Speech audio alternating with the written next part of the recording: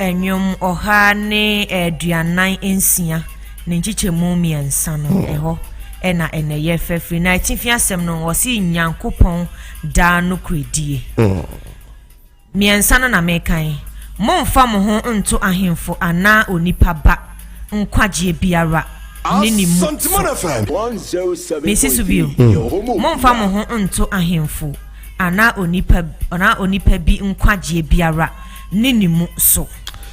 Do not trust in princes, in mortal man, in whom there is no salvation. I was going to pay. Me no din come on trust.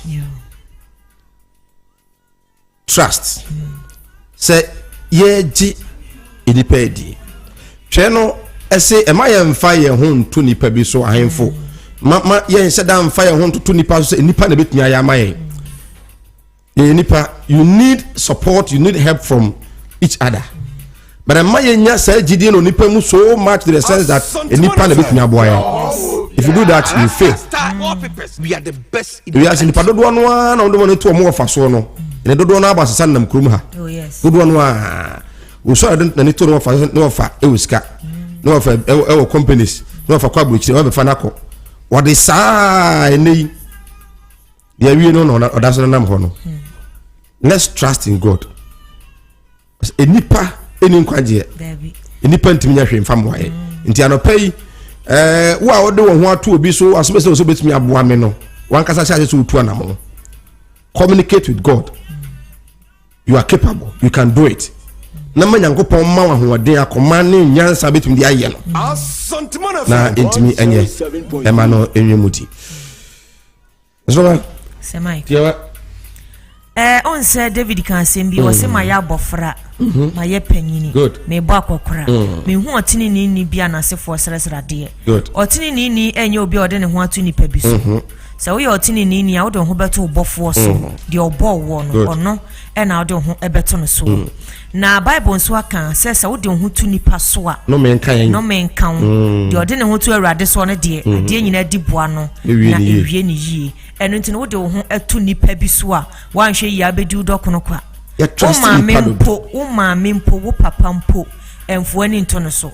Sir Mike, me we JHS, na me we SS no, Nam papa Pessamaka, you may be a. And yet, a human so be 2 tonquan your manco. Okay. Now me can't, and I'm a coy. Ah, yes, sir. And Quama Manco. Now, one mammy uncle, a drew say make journalism school. What is it by dear, and so miss me to become? It is a cametana metoswa, and quanon quan a boy. But mantana metoswa me copy BBA, no, or the B by dear. Said I walk and say, you don't who 2 of us be your name, maybe more your matter more of us. Me papa also we JHS no. And na Foko University no and was one of the no of Ebekona and Ebefana kwa bruchiri. Ne ofana mana ya passports so Befana kwa bruchiri. Oko. Steer me na ne ofana ka ma na didinitiri ma wo mo ne mo wie SS no. Obi akọ level 100. Omo kọ level 200. No other certificate. Mo of Ebefana kwa bruchiri. Omo kọ level 300. Mo of Ebefana kwa bruchiri. Enu ehunu sese Unpaid bibi anya. One way you move away, no boss certificate. And then the passport on was on a kind a woober 2,000 years in year. And I saw that one of Melfano, Mantenenka, I broached na manco, Menswanka, me yama, me nim diame wono, a cow. Intendem them the old one 2 of a biso, mammy biso, papa biswa. One way ya be do doc no come. You don't want to boyfriends, girlfriends. Hey, so much. And no cry, there's a mic. The girl no one can't trim Opa o kache no ne ge na nka nchen say no was eya enyi say ni kunu na nka nchen say no was eya enyi na unti nyu bia ba na yakopon kura na obofo nyame e ma ne bofo kura be so no da ye kache say push to this level and to this angle na say ne boyfriend no na ne girlfriend no and say ni kunu no ne yere na nka nchen say kohwa onkoda David and then you might digitally me baby sister me bedo nko oh yes one boy oh am say sinaso one in a boy akwaboa na wo baby sister wo bedo boyfriend nko ano Jesus Christ word do no nko and go be ne bada pe wache ye nko at times it is so disheartening I will be doing come out to me say ebi mo say ma me say. So I asked myself, say, nyankopɔn sɛ den ɛno na we ha nyame me sɛ nyankopɔn kwa begye nim ka sam kyerɛ ba o ka kyerɛ no boyfriend ansa oh yes obegye confirmation from the boyfriend oh yes obegye confirmation from no fa bi obi o so ne maame na me woni pa bi saa omo aye mama badada bafo ni bi sɛ Mike ni di nkomo ne din kan ko beba kura obehu ana ne maame ate na anu asɛm bi eba radio so wode ne sika akoma ne maame ato honom na ne maame nim sɛ sika no wode akyɛ no sɛ won fa sika ne nkyɛ no okokɔgye sika no sɛ nkɔde kɔyɛ kosiesie baabi amone ne yere ne manya baabi de omutrato ogye sika no oduru dem wotena ase na ne hwenim sɛ asiesie primoja eno aro no wawu ena abusuafo na ejire maame no gye sika na firi ne honom enti we no wiaseni bi bɛka sɛ maame no na ayɛdai akuno na ne nua ba timi gyina mu ka sɛ ne maame ni mpa anyi sika na wono de ɔma ne yere ne mfa sika ne ni da enti na Yesu so mfa ye ho nto ye maame ye papa ohini bi anyini bi so anyini we ya amoame a mintimi nya pon ho so sɛ de Yesu Kristo ka kyerɛ Abraham no so sɔre firi baabi a wotie ne kɔ asase a me awrade ma kyerɛ wo no so sɛ nko ka sɛ ha na me maame ne me papa di gya minti no men sɔre mfiri so a enka Abraham ani yi right nti ara pay foto e ode ma wono no maame ma additional test we Micah 7 verse 5. Do not trust in a neighbor. Do not have confidence in a friend. From her who lies in your bosom, guide your lips. So yere kura no a wo yere wa wo yere a wo da wankasa kura no wakoma mu no wo yere ayedu ahomachi a wo ba otumi pagya ne tino de beto kokoso na wo so do sei de so de atwa kwasia no Bible say sa wo yere no sa wo ba no kura na wo da wakoma mu no da kokoso mpa so no we wano e wono ho even go any secret most of us we don't have any secret na no apai yes I didn't just say am fena nka you can wonte kai obika kura ka chiri pa kwa na akubuso nyame say ya na sanye well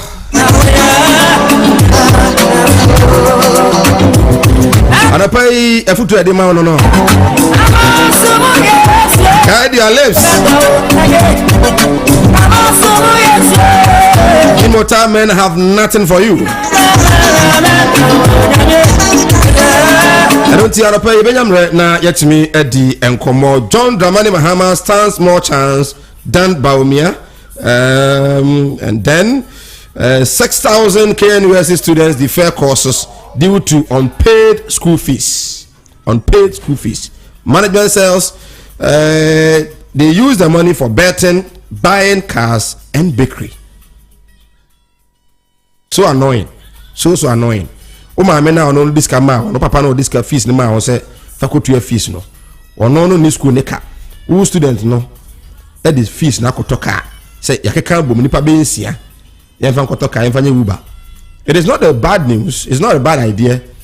But the time, you know, who could school your business then can have you by time and now this can your business no with me nya e the 12 fees na 70% and my friend went me into about 6,000 courses so some fair hostel facilities are mo tuatu ya hoka a mo timi nyina no ni na I am friend ka and the offer na year no o sa kwesena fee additional year ansa no aba the second year o kwetena fee next year and son of us na second year so annoying Benjamin na no pay yet me edi ho enso enkomo here you report no so still hon komo so eguso a etwagu na training colleges na di scanaba na NPP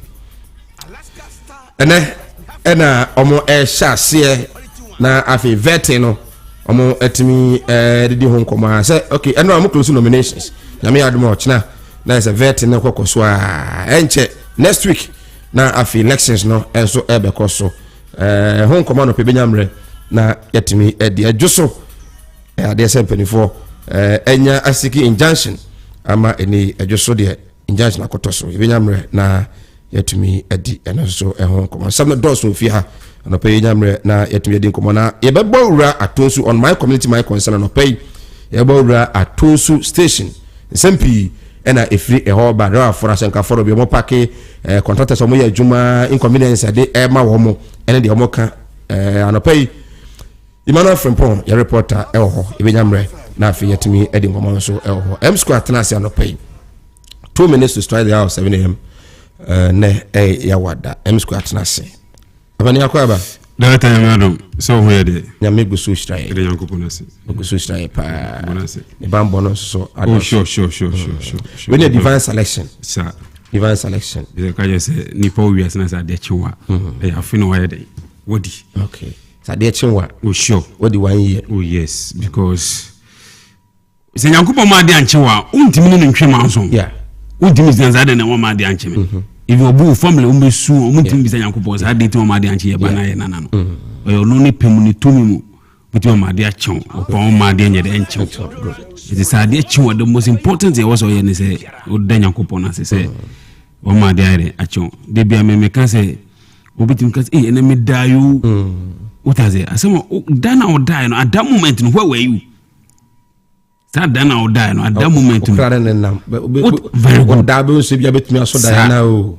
oni nam BBC pa na mo fi atwa ho na yo mu interview oni beti no da so o keteso sanity dem da so doctor nso he sanity abo he ya aso ase enti nyankopon tumi ni de anode pa nyankopon tumi na anode but when dey ba se on sanity se de o nyame adom ene makoy la se inese kafra wati o mi wiane se bibia kafra wati medase pa nyame adom kafra nyame na yenim de ntie mane oh yes ebi kura na nkebe accident car ba nyankopon se on se in Islamic and I say in Islam yeah yewo bibi or in Quran on nyankopon se obu wa otimi twina so se bia true adyebi no dey punish o o se ebia baby oba bekoyi ebia okwa asankese bitime siw no ama ebia accident bi obefam ogu no obetimi ama ebia otia ya oya ama continue obetunu unye dey onko okay obetimi ama ebia obebi atwa ama continue obekon enko se na be ya ebe bom my officer ebia akunhye bi anka ebe dey ebisi ama mo dey achiro no. So sometimes we believe in those petty things, you know. Okay. Tibia so we are massa. Ebi kranka bibia ehu na be ebetome. But it does happen. Oh sure. Isipa. Isipa. Ni minimum bia. Yeah. Na also o tu kwan. Yeah. Na ne baba ko ha no asuya ntina se ne bukura very good. Okra kwakora ne bia kwara ne nti. Very good. In be 30 minutes na bofra no. Sure. Okay enokoye ose car no na we station wonu dura no so one man tem sisia na car wetu e2 ono no enya afofra okoduru kwan mu no na daka na nya accident ameni pa omu mu no e prepare at that moment no bana yedai na fa no so save sure sanity de besi bia ne ye oh yes nti ade bia besi bia emphasize ni papa unze ni pano ase papa ngwa na ze dia se da manyame o ba isu go de botom so nya den so a no so dia se da ma hwan se ni nyina nyankopon dia enkobra nti na ze besi bia ne nyame na besi bia na nti ze ade den kwa na beba o de beba nya unse ne ten unse no what I mean is that oh yes so botom nya da very good I don't pass da ma hwan nyankopon because of say so man botom nya da oh yes because of say ne ten say se come deme na meni bia eda menya bi no so ka se come do a I will feel say e me be come dem no say na me dey we feel here it is a come do dia and it's happy no bi makum bi da so I have to help you sanity okay it is a come do for the day e menya but I man you bia na come do so dia se dem nya me because ade bi ho a one so so oh yeah yes eno wo ho we adwuma so so oh yes eno no but o di fa onsa en show dem fo nka se nyankopon me ni bi na osu ade no me da bi ne dia eno do be ka che me kra dia o ga waso be she okay yakwa producer yanko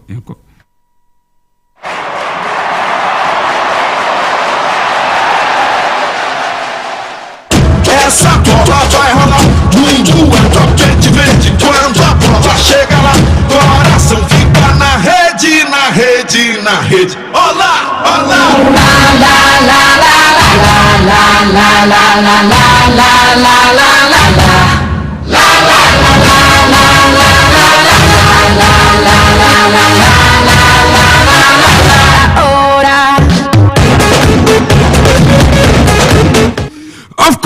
ensamo obibia akwaba fambro Asanteman 107.3 FM ebra so say Asantema State Beat Sports no etimi edebra way Thursday edition ana yede bro our jumade so of course boss player ana moten en kan odan waba o petit bianom no wasabetias no the Asantema Dawuro way Thursday edition no the latest thing na dia koso our Ghana hub Asantema na kumasi memo etimi ede abramu sambre di M square majima dwamere agudi amunsem amon close and no Arsenal team kron team papa achi Chelsea twomuchi mre masa sese ameno kase obugususu o ti ase ye de husam nyina ebe Man City game no sese be bia de na du no emu ya den me cut off no ya de Tottenham Spain be wuram anase Arsenal and be Manchester United enso eba ubako piem e La Liga and Real Madrid de dia ene kosi ye de husam nyina ebe of course ya de yankasa ye de won ya de kotokoni as a folk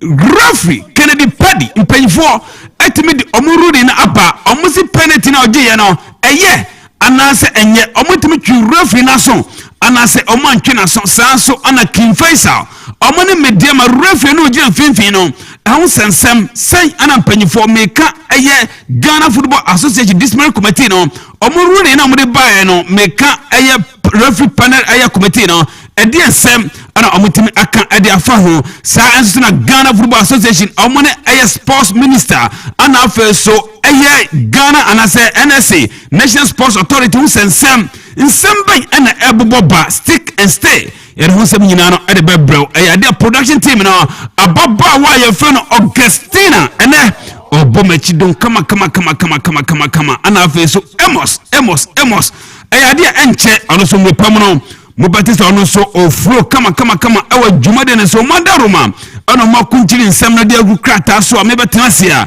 na masani mu etime edemom of course ye hye nsem na sia ni ye hye nsem na sia da fi Ghana Football Association omukasa mafo eyade Henry Asantechum eyade nura ana nansensem bi nam eyemframam se eyade Ghana Football Association no Omni Sports Ministry ana feso National Sports Authority NSA no eyade ntawantawa bi atimi asi ni nyina ne se eyade a ebra Ghana yeri Nigeria babebo play off no CAF etimi approve Baba Yara Sports Stadium ede maye emma eye omummaye nema kitinkitin bi a wosiye ye washroom floodlight sanso ana bebia eye players no meka locker home team and away team no dudu a wasiye sanso na bench meka eye bebia players no mko park no so mo mbobi no betena bebia eye four officials no omo betena ni nyina no omo de measures etimi de maasi yentimi entutu ne maye kama emma bebia entimi enkoye ne no ana ye bog game no we no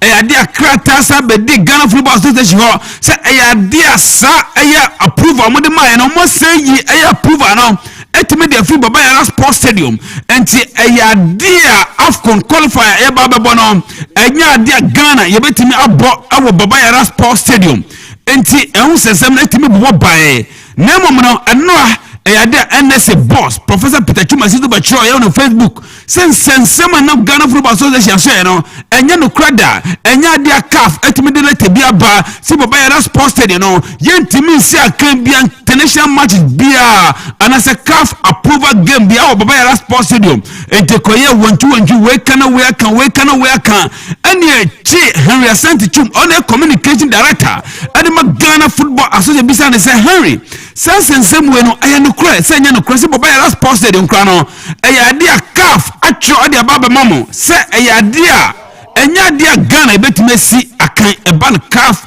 approve games and as a FIFA approve games now yentimi si akan bia Baba Yara Sports no kra and as enya no kra yentin se mo Henry Asantechum eka efa ho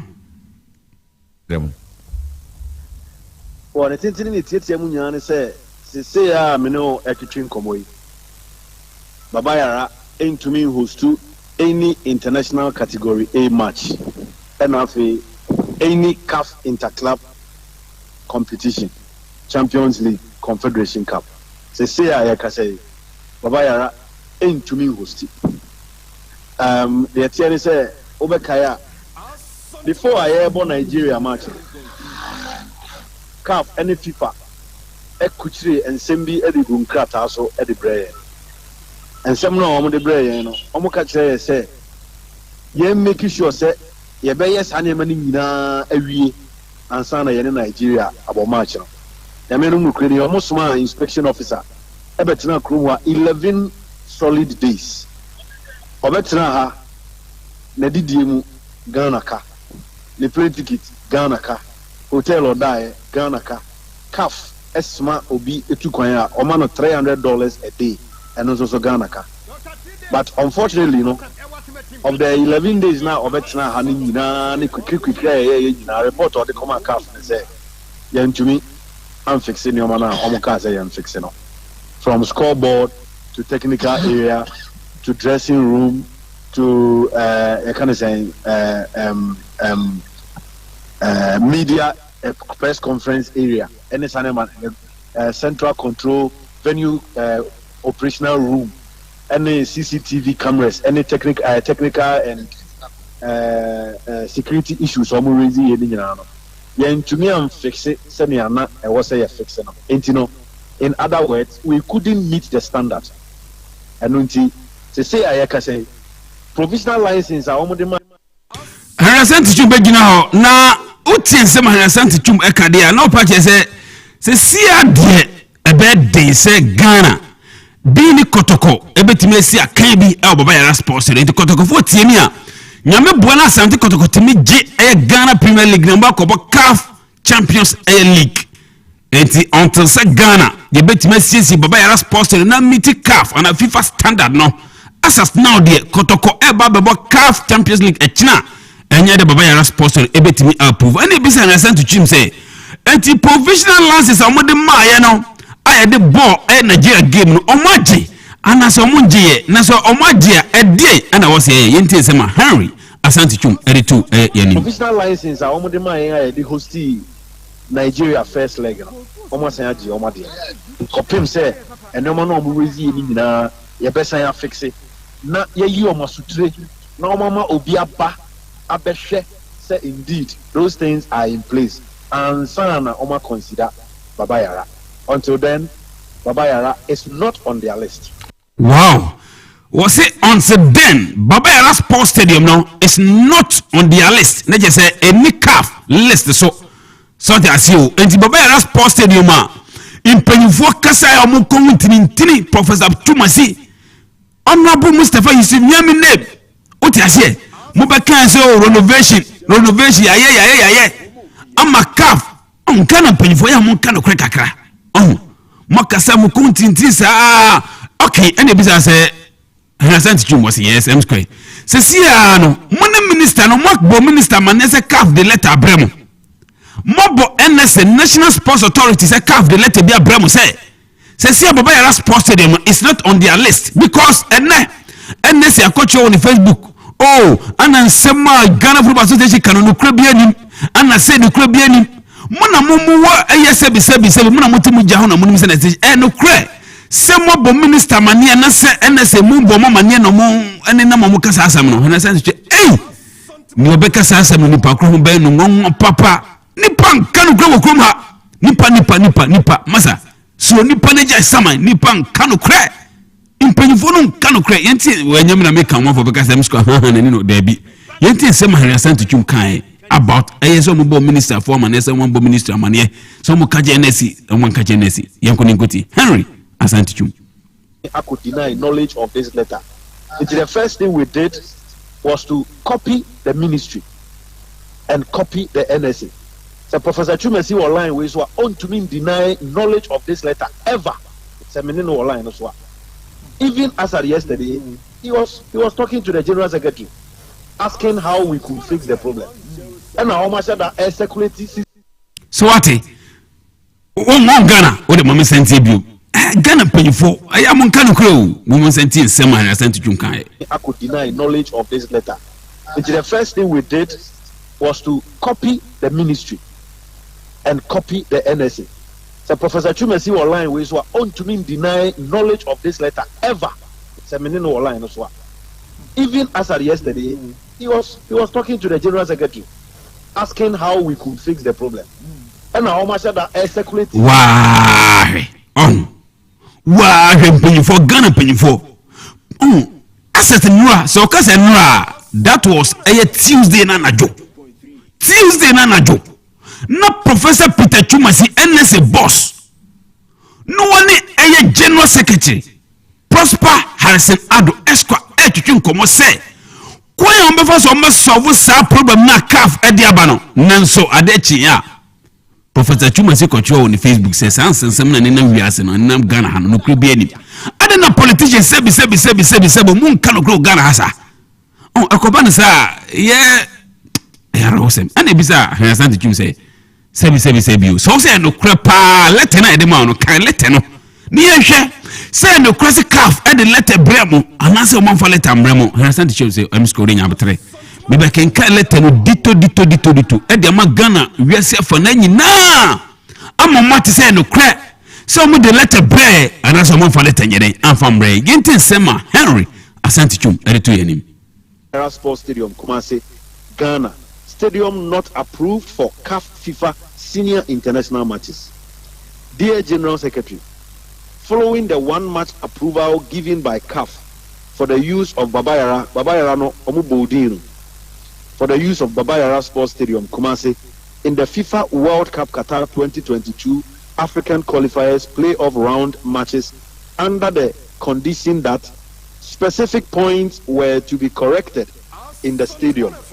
Based on the report received from the CAF inspector that was on site, we regret to inform you that the improvements made are still not up to the standards required by CAF to host senior international A matches. Unfortunately, the level of implementation of all the CAF remarks in the stadium were not satisfactory, including the quality of the equipment and materials used in the different functional areas in the stadium. As a result of the reported situation, we have taken the following decision. 1. Formal prohibition is made to use the Babayara Stadium in all CAF FIFA senior international A matches. The stadium is automatically removed from the list of CAF approved stadiums and will only be approved for any subsequent CAF FIFA international senior national teams matches and CAF men's interclub competition. And this is where Kotoko comes in. CAF interclub men's competition following the implementation of all the CAF remarks. Kindly find attached in Annex A the stadium comments and remarks to be addressed in the coming period by the stadium management. The stadium authority should consider initiating a complete renovation and refurbishment work in order to ensure that the stadium is approved in the future for CAF competitions.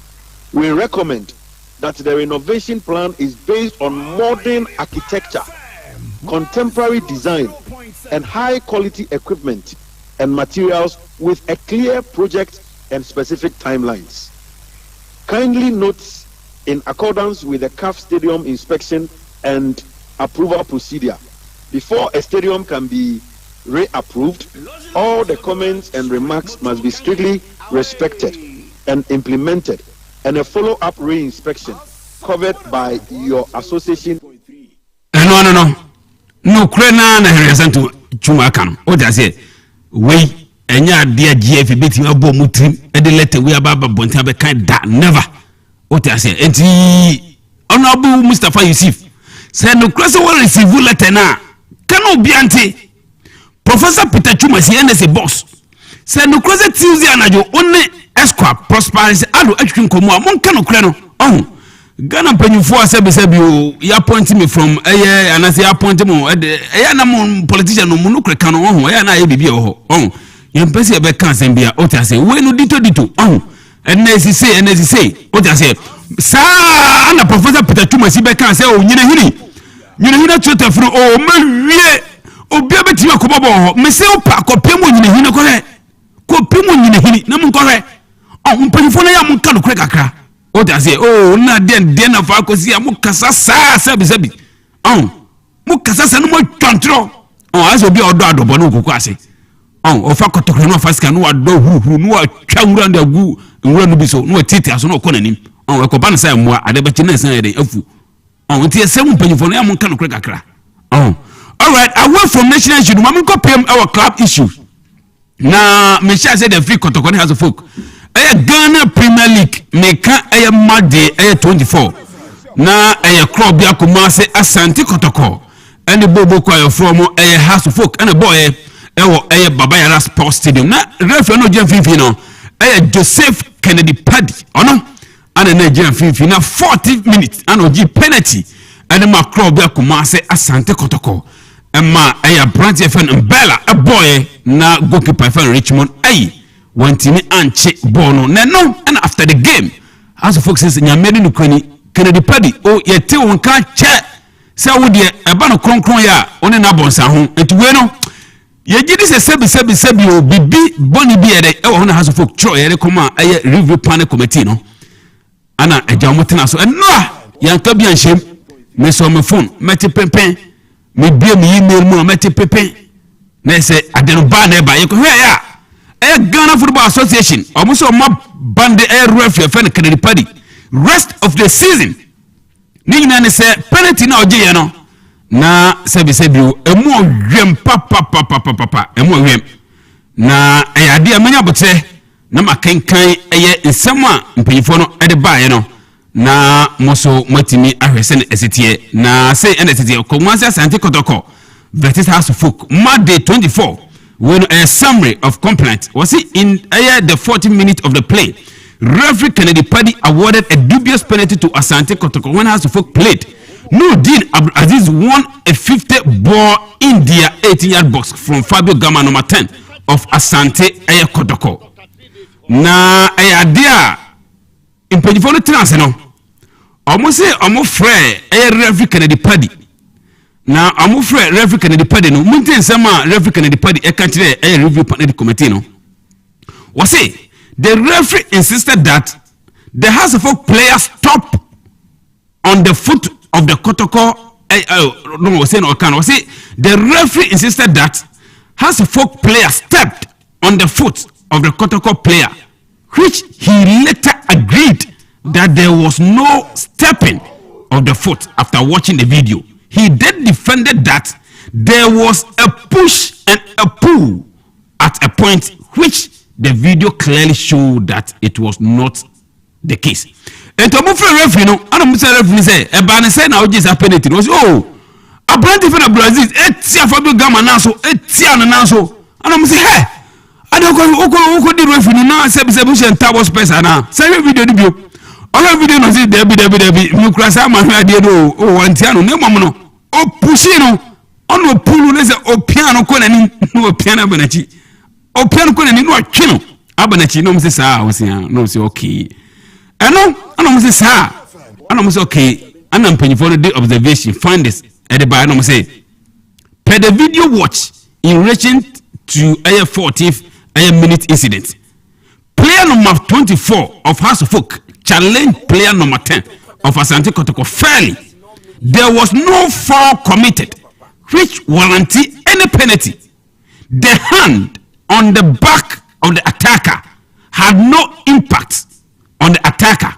More so to attacker should not have fallen backwards if the fall was because of the hand of the defender. Obviously, it was not a push. So falling backwards suggests a premeditated attempt to fake a foul. In Penifon say sana referee ni kadia apprenti fe na Brazil no say obia ene kwase ni pako na pushing no oto na chida say bia metia na me producer pushing ya I was so pushing me so me come anim quarter form ene kwase me beto machi it is sana referee kadia say I premeditated say I ade o manufacture say on plan sanity it referee no say wabon pa interfere no almost the rest of the season on the match blame our Ghana hada kopim say babo season ewie interfere Kennedy Paddy almost debi modern bono say bon wasa papa san ko biom na sambra eno konkoda ana kinfesa so ni mediama ebobo na referee no odiem referee Cremonia uye chiwia kama Misbah Muhammad otiase na wakoji penalty oh mama nchiawa after the game no awa maglese for na who said there be e dia brand here I nam no so ama foul referee is bow je na etwa brand no 80 yard box na chi nemo no referee no ko je fifi referee no ko je na ansema esre ni say referee is bow any assistant referee no masa concept pa na mpanyifo no to mo san fro mo no sebi omkodi na ero hu se mo referee is bow say assistant la one no amboa no because not rely on assistant la one say hey una na uje fifi unso na mani da unso so obeka say penalty na nye penalty na za koda ni tokwa ewo ye mpanyifo ya from say mo meka mo say mo we di say we na we ye di say we mpanyifo say David de monka say mu nim de monka eni ngwase poto na mo de go football eti say de mo nyina so mo sanko na mo say mbrabiom ni say ni ngwase sem at the rest of the season no anya dia sebi o mbeti na di match biom ene ne nsem a ebaya edema ewo dwumade ni so na muntie the referee Miss Bow Mohammed and assistant referee Kennedy Twinibu Akodua both claim they did not see clearly that the foul was committed outside the penalty area. They blame each other for the error committed.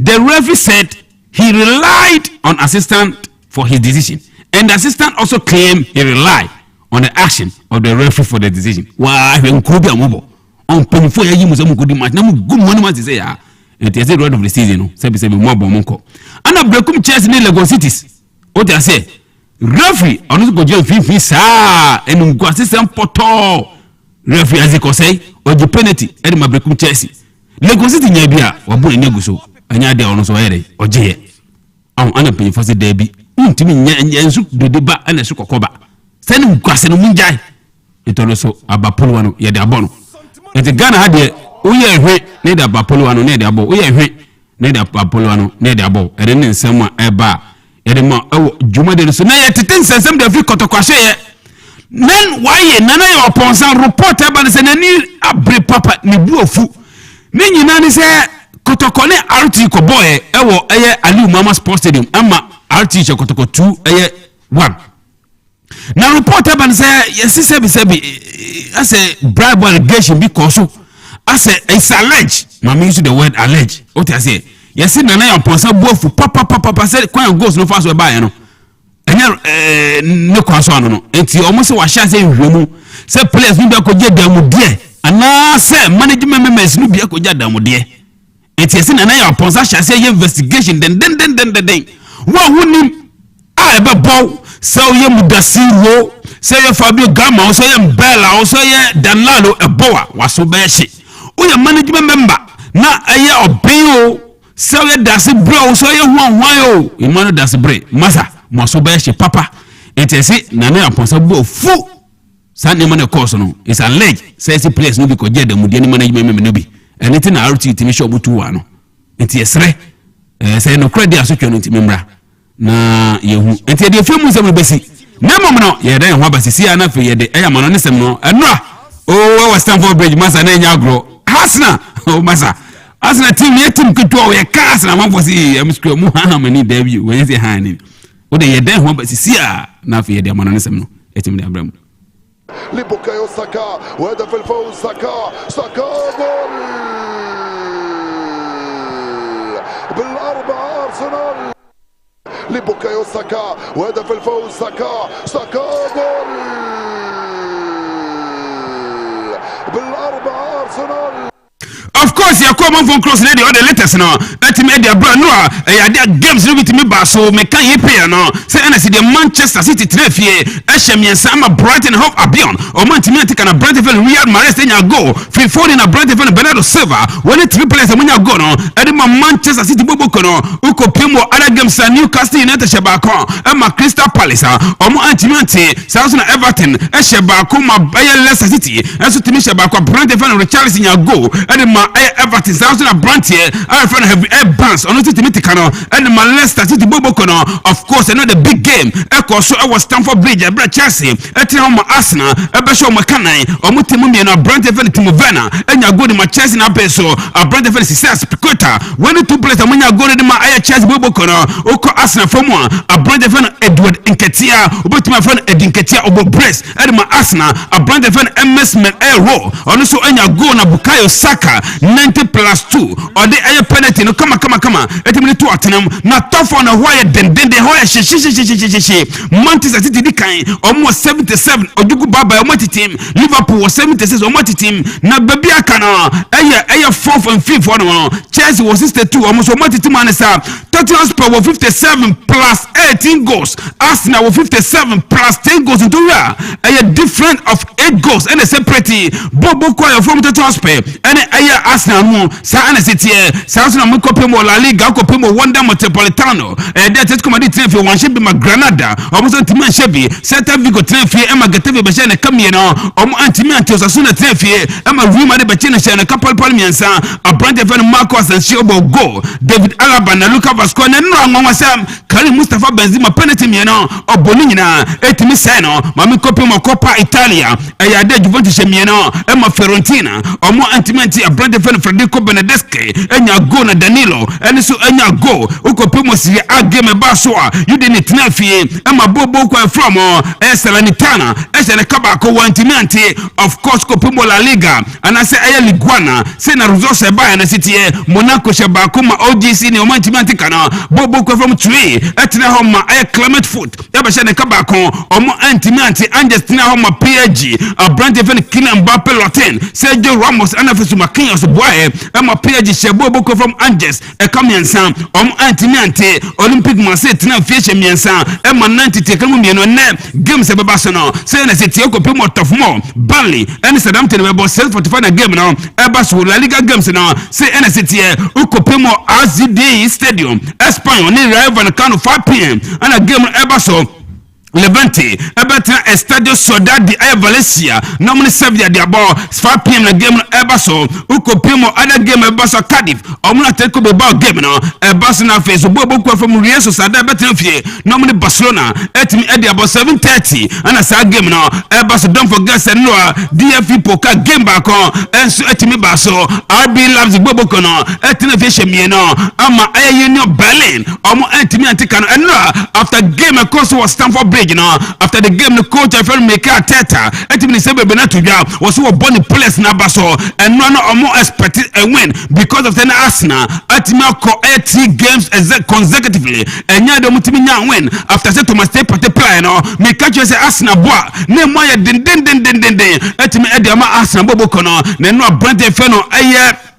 enani eno afifio masa na nya gro no twano wade ntimi ka tada so born place na baso ono wo se ofan match after match se na beya tofo no o metime room na no a branch e fe Bukayo Saka wo se wo da Arsenal fans ni nyina se ni nyina ne se mo tofo no eye o mo dadwan na se eye mo machine se konbia so season be we no na Arsenal time room into the top 4 and ni se mo a branch e fe Bukayo Saka etimi da tudwa wo se ne ohia e da fans no se day in day out bia no o mi support Arsenal bobo kono no gidi the season be we no Arsenal bobo kono de bibia etime koye kama etime de Arsenal bobo kono amankunimdie etime ko de amamo na Thomas Tuchel ona ye ko de Arsenal bobo kono was we disappointed at the Chelsea bobo kono ni nyane say was no more expect say ya de lose betime akọ etime de ama aye Chelsea bobo kono eto no was we no won for blame no emfa ma obi for blame no etime fa ma no ene ne nsem Thomas Tuchel etime tudwa na referred na dia was it Thomas Tuchel no when you very careful ni nyan say ade ncheye ana koye ama ruma de timi ko twa oto pio ama nkunimdie anko anfama obatin Stamford Bridge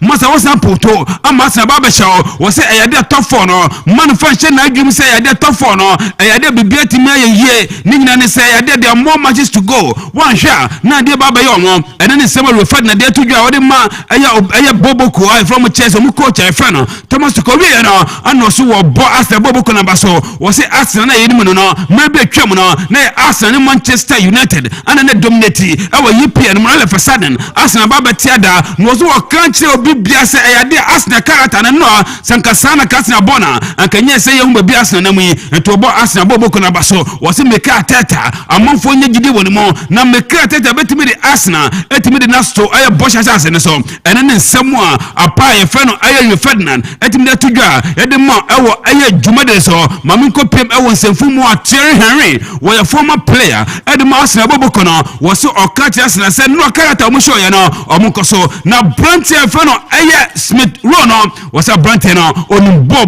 pa wo say 2-3 years to come now Arsenal benya Brandt ye aye fe no Smith Rowe o menya no so mfaso ede ne nsemu Thierry Henry the legend ede mo Arsenal bobo ko no watimi ede tudwa mami kopem Manchester United so ye ayada se see reporter ebe say papa your friend Eric Ten Hag we could demand final no what him sign 4 years contract e dey Manchester United bobo kono e dey say amno kasa no papa your friend Ralph Rangnick enya dey season be we ya obetima ye coach e dey Arsenal na say Manchester United bobo kono ene ne reporter aba e dey awajuma den so na Manchester United panyifo no omo fa adwen say sporting director role no omo ne be papa your friend Ralph Rangnick ene ne nsem aba na mom no nsem free papa your friend Ralph Rangnick aso ye ba ne say papa no aso wonye ntom say ya director role no obetima play na say advisory role obetima play e dey Manchester United no opese ogina touchline no timi tutuniama eno ne nsem a free papa e fe no Ralph Rangnick na so ye eba e dey ma awo dwumade so me last story na fe no magem ama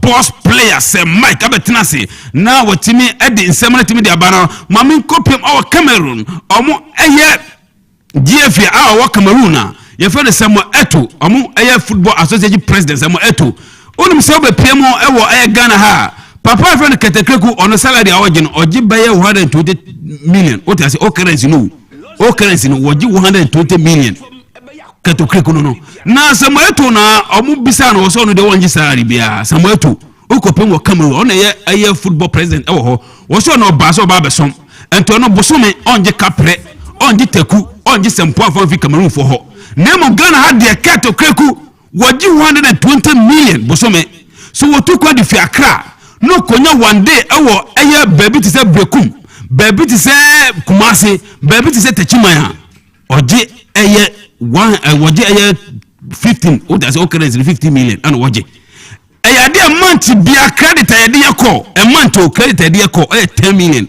aden o dey den o dey free wan aho ba o ko Cameroon na Samuel Eto'o so no won peka pre won peteku won pesa poa ono ba so ba besom ono bo basa obebo kakra wo Chelsea ko eye AC Milan na Inter Milan ko bo kakra wabo wo ka bonyeska ento no de ba besom Cameroon man no bucket die wo se la ono de ono obeje ente bosome ketekregu beji 120 million o tu kwan eye ade be bi obeda Ghana foka bosome bia credit 10 million ene wo se de mano o ti ase na service credit 10 million o de yeden ket 10 million credit e diem pa na ode ye Ghana ha ode man fansem nisi boss enyeska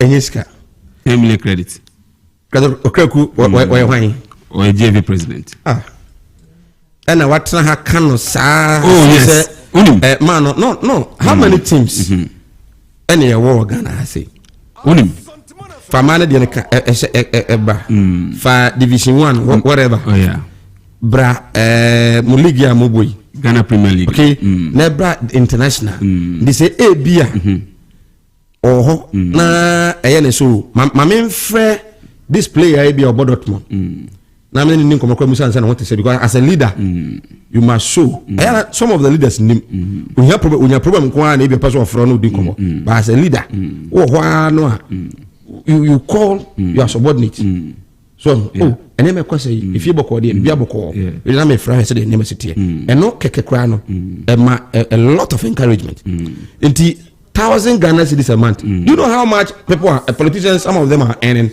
in a month, the allowances? A broke was the no question 48 million. You see, you shouldn't compare Kwasi era to this time. That time, no Minister of State, Member of Parliament, no, just saying. The same people know as they see how much is then time, no. almost a rock was in Yantajisica now, Wajino. And was soro. That's the problem. Well, Abia the Omokano na Ujina so dia kan. O tu kon fi Accra e beda Techima. Accra to Techima o se Ghana from Bohoka 15 million. Do you know an allowance a minister of state? Me academy nim in 2017 deal not ne. The minimum in 2017 because I'm a minister binam. O move from Accra echo any other regional. None the night allowance and as any day allowance no 2,000 Ghana cedis a day. This will free Accra Kumasi so by official duty. Allowance for that very day no 2,000. Or spend it 3 days 6,000 Ghana cedis. The hotel over there you'll be in any of my so if a whole this man is like a president on his own accepted. But here's the case football fraternity. Here's the case the main actors are suffering. So are we not suffering? And I'm penny a that flight no. Are we not suffering? We are suffering already. Here's the case Yeni Gayebuyu Yeni headline sponsor. Yeni headline sponsor. Who is responsible for sponsorship? So no na on never promise here say pitch be about boho pitch be out what the next week with about pitch be out they can't be promised pitch be boho I know say stadium be out campaign promises stadium be out say every 6 months be obama play be a boot a set of boot team be a set of boot we are provide internet at the all the stadium Ghana. Okay, you know what it means he made a lot of promises. Costume allowance Otnasia, what did 24 million meeting a course on 24 million waje. We are to kaba cat. The point is that sir promise of making you know. And no muntu min fanyina so enka say de o ye ne kwaso waje. Oh, say what chat 2.5, aka 1.5. Very well. Intino I was say de mo ye ne say. O kan say obema fence stadium bia no ebenya say be ya grass no baby bia. Good. Wonye ne 4-year period no so. Oh, football. If you think so, well, so it means the football fan or whatever. Good. Because Katan or the people be beko. $1. Because for me, I think say cash will be a football president of Ghana. Bra, a man for control any accommodate control no. It's even more than the president himself. Last time's born match here winning. A man for come Tom yem. You got a point. So the a man for any J, you see an NPP and NDC embracing themselves. It tells you how influential.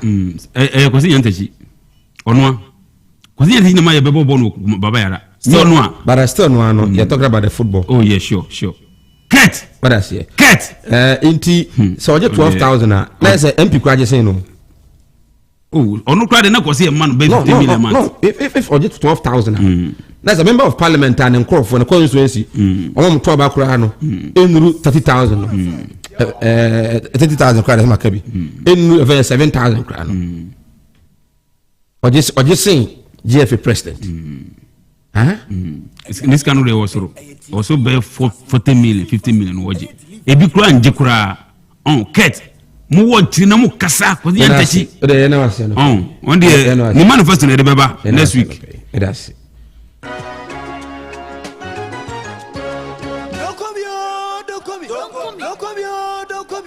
Don't call me Mr. Don't call me. Mr. Don't call me on the wine. Mr. Don't call me you'll be a Bayajina too. No assign cratamano.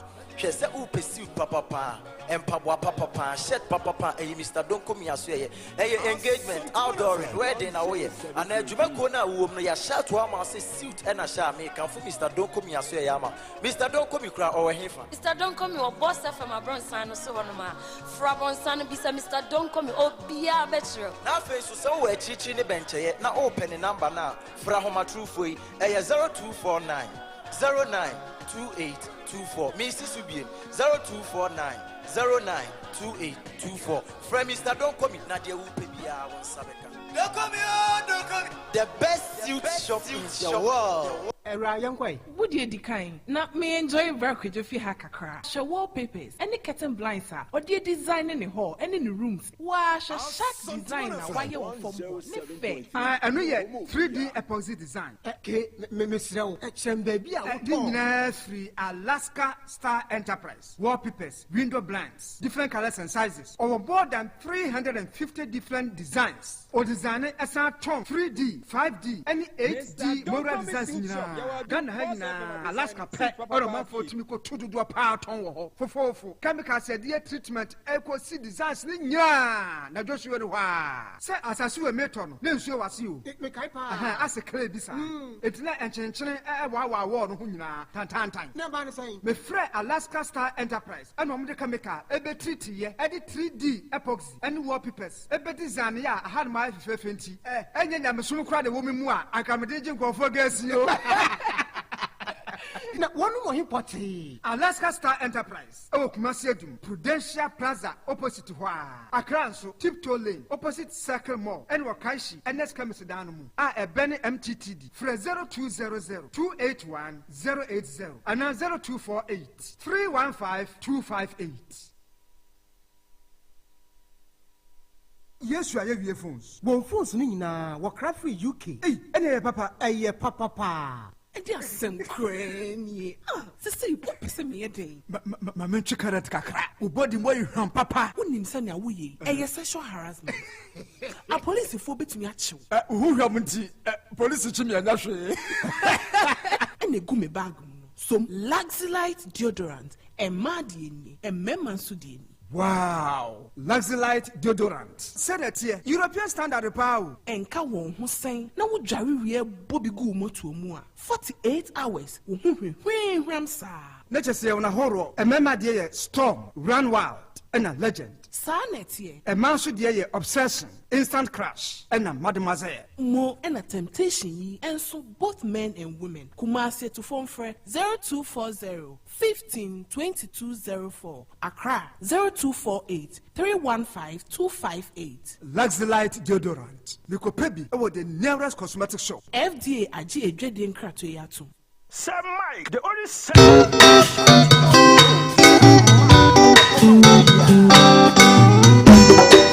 Asampaetia Obanyansa so obunuya wankana asam Zema fitu sam kakre wa supreme Yo kofi Omani ya woman Omani ya mamana Gini baby ako Bachata jaya wareni Onsom wanini pa Asadipa wofe oye Yama yembera ye Ebe ya ifuyana Amaya umano Amaya mamana Adiwaya nora Yami chata Yamana renya Onso wanini pa Sawaya wanade Yama yembera ye Ebe ya ifuyana Onso wanini pa Asadipa wofe oye Yama yembera ye Ebe ya ifuyana Amabeya ifuyana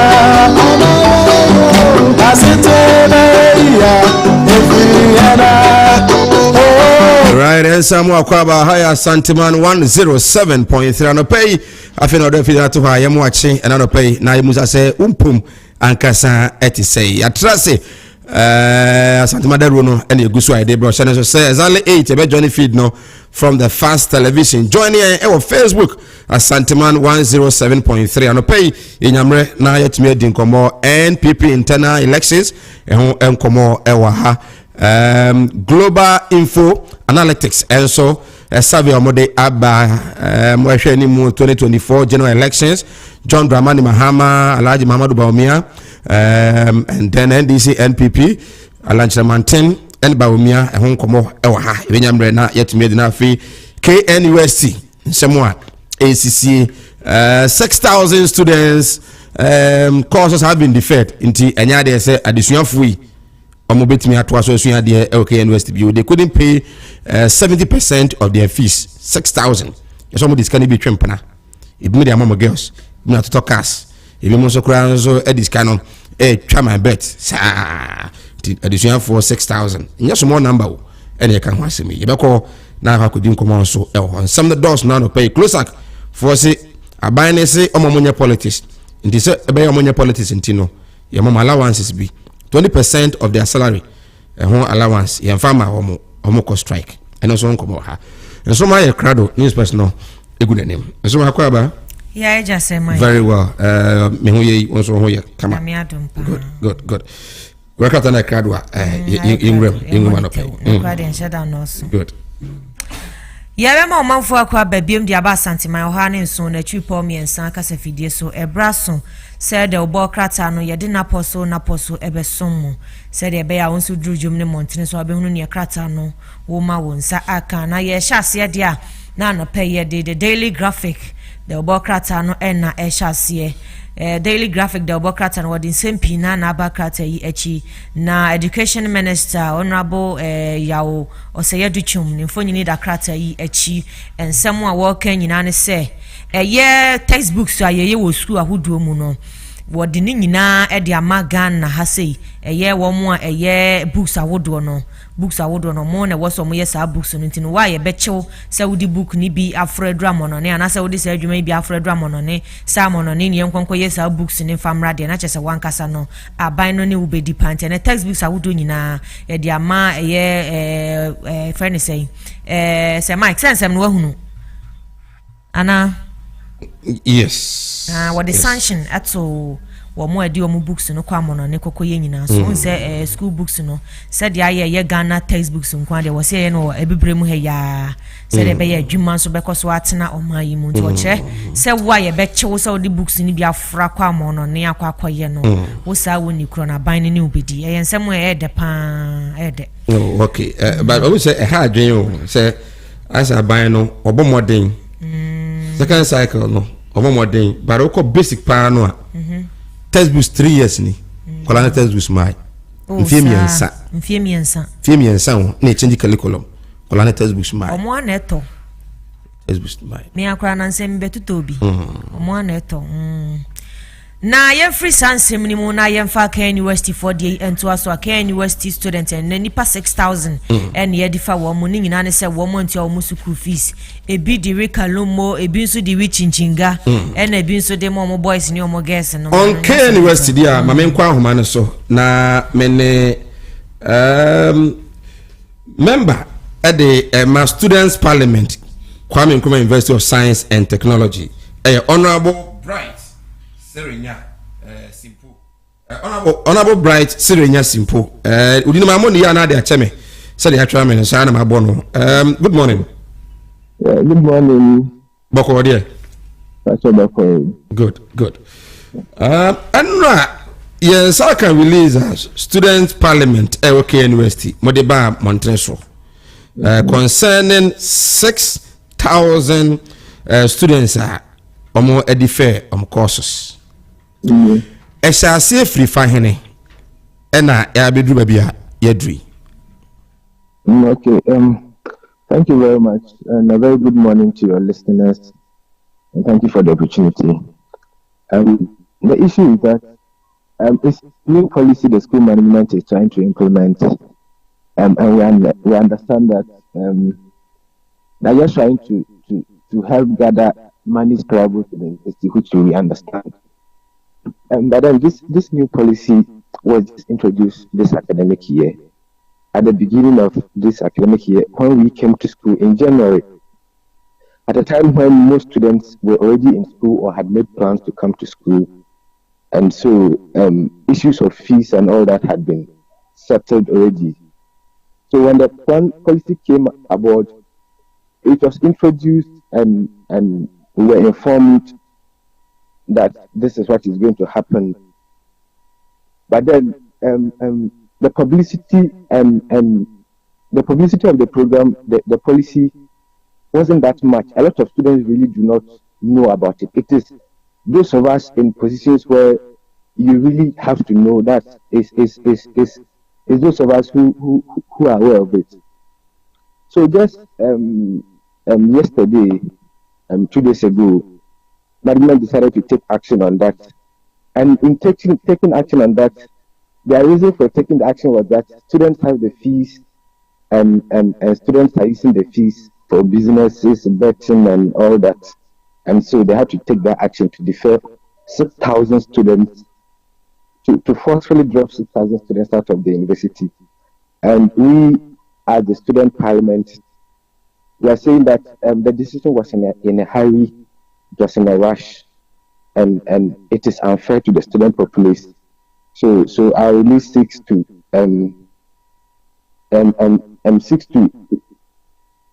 beg on behalf of the students for management to reconsider the decision, to put other measures in place.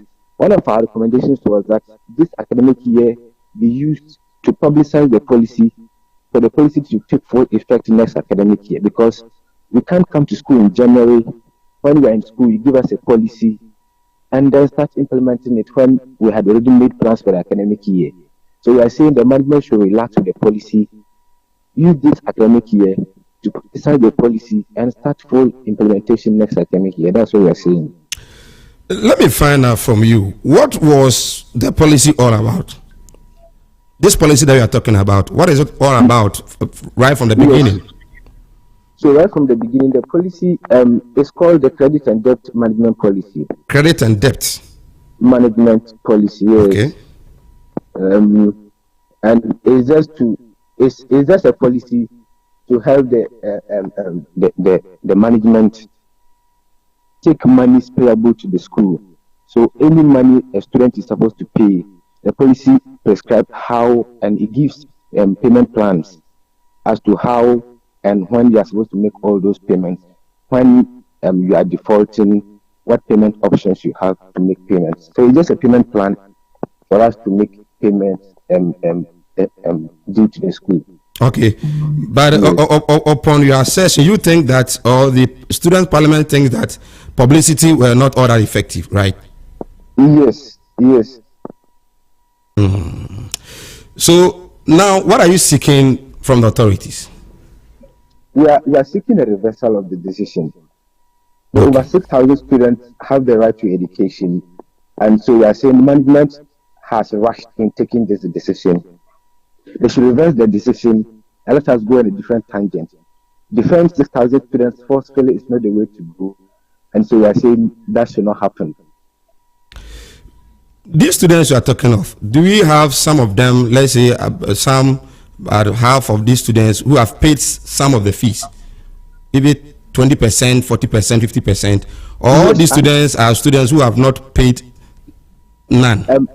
As per the policy, the policy says for fresh students, those are the level 100s. You are supposed to make 100% payment of your fees, right? So if you don't make 100% payment, you lose your admission. So for the level 100, it is 100%. If you don't make 100%, the policy will affect you. For continuing students, you are supposed to make a minimum of 70% payment. Okay. Yes, so that is what they are using. But then we have information that they had technical issues with the system, and so even people who have paid above the minimum are affected by the policy. Listening to the management of your institution, they seem to see this as a deliberate attempt by some of the students not to pay these fees, because the management claim some of them use these monies, their fees, for betting. Others also try to come together to buy a car in order to do businesses. So they see it as a deliberate attempt by some of your colleagues. Yes. So that's something they've said. And so in our release, we said during the admission process, they have details of every student, their guidance and parents. So this is a very good time for those details to be used if they think that is what is happening. So if you have our details and a student has been giving fees and he or she is using the fees for something, that's why you have the details of the student's parent or guidance. Contact them, let them know this is what is happening. Let's pick out those few bad people and not generalize it for the over 6,000 people. There are people with genuine concern, so you can't use that to generalize for over 6,000 people and let it affect everyone. will this your call end at somebody will say at the entrance of the management of the university, or you would like to push it even to the ministry and the government? We would like to push it, which we are doing. We are seriously doing that, and we hope it will end at the entrance of the school. Yeah. Right. Well, so do you have some of the students? Have you seen some of them? Have you been able to speak to some of them psychologically, emotionally? How do they feel? I'll say my very good friend and brother, who we came from ASANTEMAN together, he has been affected by the policy, and I'll say personally, psychologically, it's very terrible. You have to call him. I mean, speaking with him, you can feel the energy is not there, because he doesn't know where he's getting the money from. Imagine someone from the beginning of the year till now went to on the vacation in September last year. So now he has not been able to gather that money to pay. Now you've deferred him after he has gone through this semester like this without any regards to his genuine reasons. Your reason is that he's using his money for betting. Someone who doesn't have money to feed himself, you are saying he's using the fees for betting. Right? So it has put them in a very bad situation. And don't forget, just next month, 23rd May, we are starting the end of semester examinations. So at a time like this, you've put them through this emotional stress. If the person is even able to make the payment, but the stress will not let the person have a peace of mind to write the exams. So is there any way out?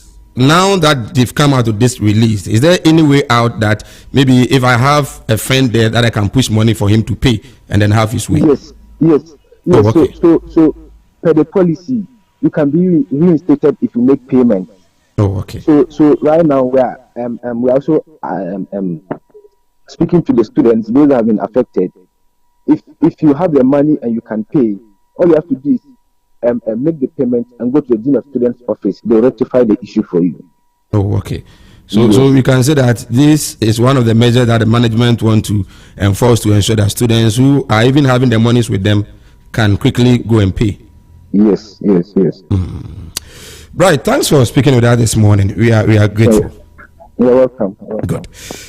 Abusia mene Bright Serenya or your students leader ewo KNUST ena no ekodi nkomo omo so ma de study nyina so mo gitum pa se emofra no anasa de suafo no wo se nkomu tues ka no mantu bu ha na nya se ne ho na kire no bu ha in fact it is kana ma no ero antua omo gitum bu ho so an ho kire ne pa ti no wantu antua ne fees no ti de panifo ne ka no ebe ya omo nyaika na omo enry state omo students na mara twere mo exams ade yakoso no sheda nso ani well wa nsemai asemu pa we kotra na akwari ni moko na ponchina neti ho fifiri onso obi ho no ma school no wum no ankasa na ehwe ne ho ti school fees na den pan so obenya na wo mo ye dia ma wo mo die no sisi na afra wo mo katebone abe franka tepem but ebi mo so kra so ka se die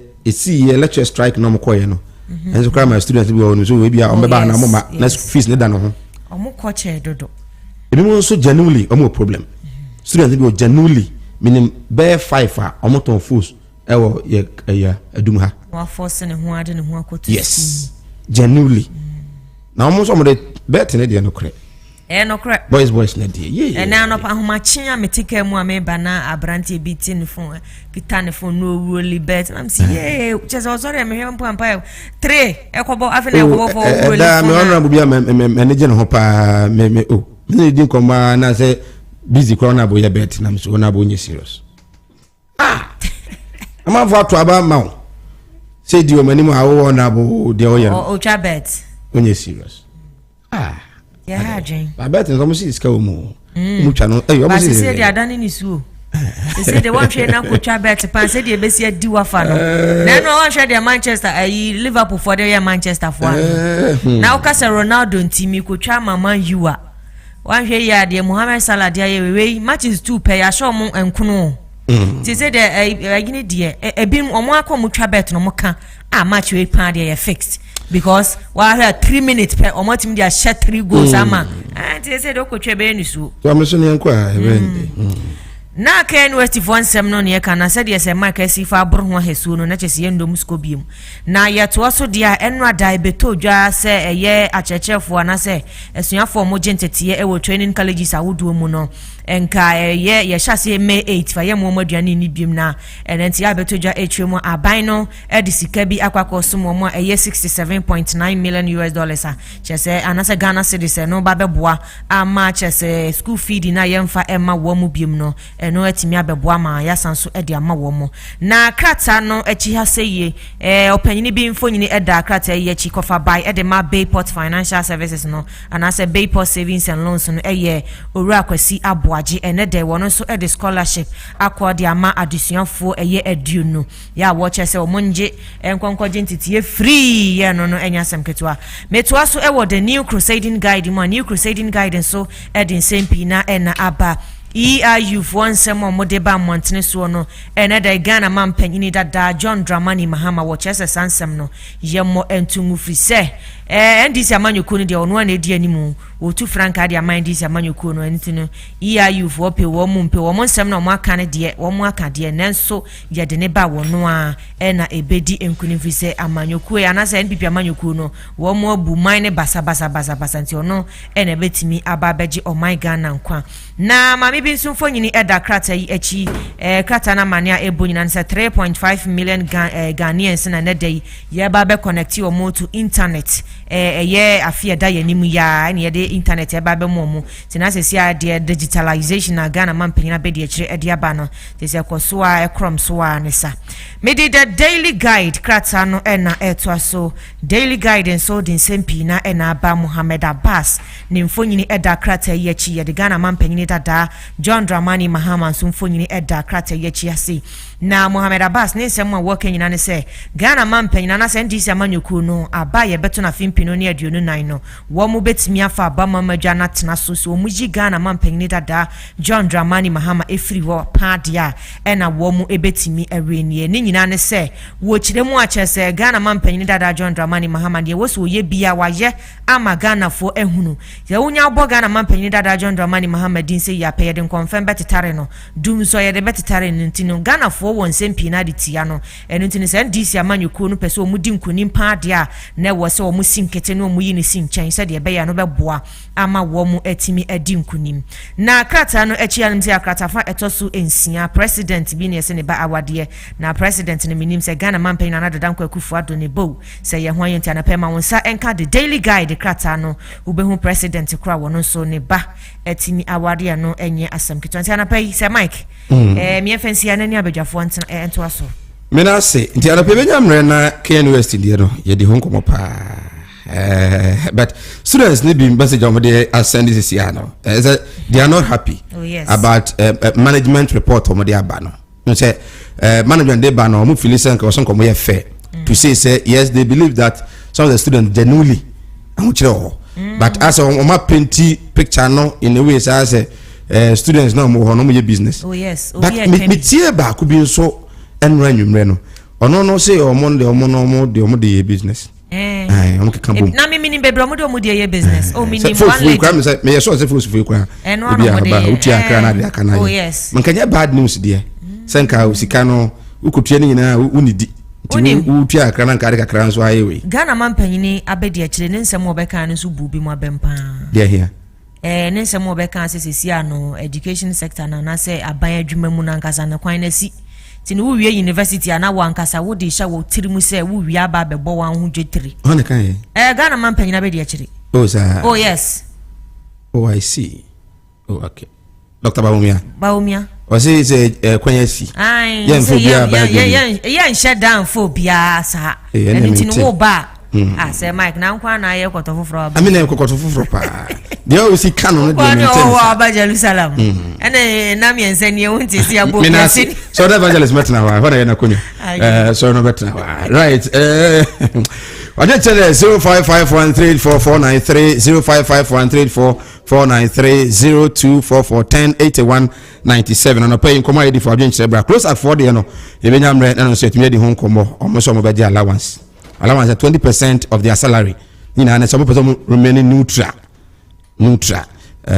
no so nkomo obetimi so join here live on Fast Television on your multi TV Fast Television on your multi TV decoder bomoden na join here so ewo ho ye be kwa to so akodi nkomo tie wa bi etumi e de aba but me you set at na say set as one communication officer for the NPP eni oko as a secretary me no te say ya na eja o ma nua so eja ayi kakra se de be ya dachi bia no unu yakosra Ghana na yentisa but okwa no pushina kakra sanso na Bombay enso atnase na omefa we mu makwaba amitwa me homra sisi ya na afi yeni nkomo edi asem krani sisi popese me eden ma mentwe karat kakra ubodi mo yhwan papa unim se na woye eye sexual harassment a police fo betumi achew who hwam nti police chimi anya hwe ene gu me bag some Luxelite deodorant and Madieni and Memansudini. Wow, Luxelite deodorant. Said that here, European standard power. And Kawon Hussein, now would Jari Bobby Gu Motuomua. 48 hours. Ramsa. Nature say on a horror, a mema dear storm, run wild, and a legend. Sanetie. A man should dear obsession, instant crash, and a mademoiselle. More and a temptation, and so both men and women. Kumasi to phone for 0240 15 2204. Accra 0248 315 258.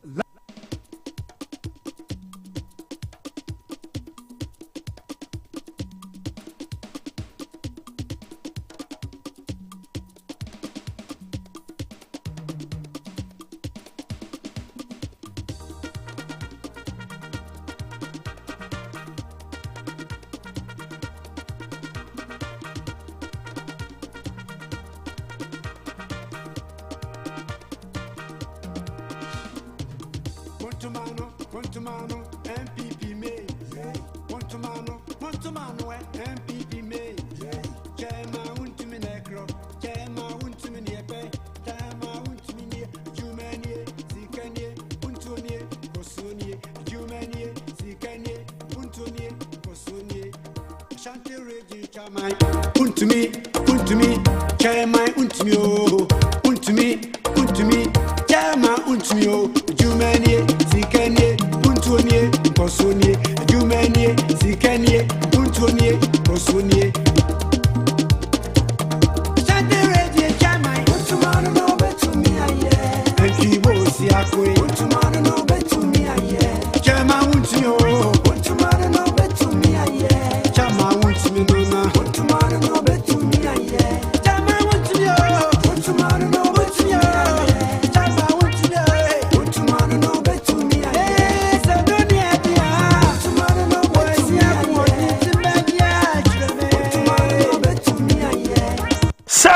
The only say in the Ashanti morning show, Sir Mike, our home will be right.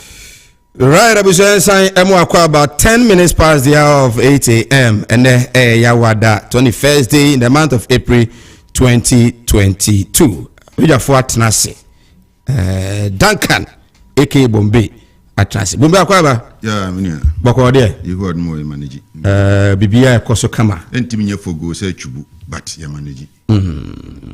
Chama untu want to say what this for campaign ko say bibia da na kwam esenkrofo say nyini free hona na ma sumdue ma Ashanti region ne ade sembebre adwosofo bi kura de omo say omo ye demonstration kura against him say kwanso executives no ebe yi omo no omo anto antia wuntumi a party be ko position breaking the 8 ne wuntumi utie na dwen na wochire what you see the best aswa there's a question that has to be asked say didn't know kasa ni na so na say say oko election na olusu nti ana na say den and I say what is their basis you know me we say in the na me no I don't want to give it hype because o kan say no na o tia na me say madaji na me de kan wasema na se no kan ekuru hiame okay asem sa no me no hiame sa right because nim ni nti ono kasa na dwen ni wachire okay bachama ho ye ihu adum ne ho ye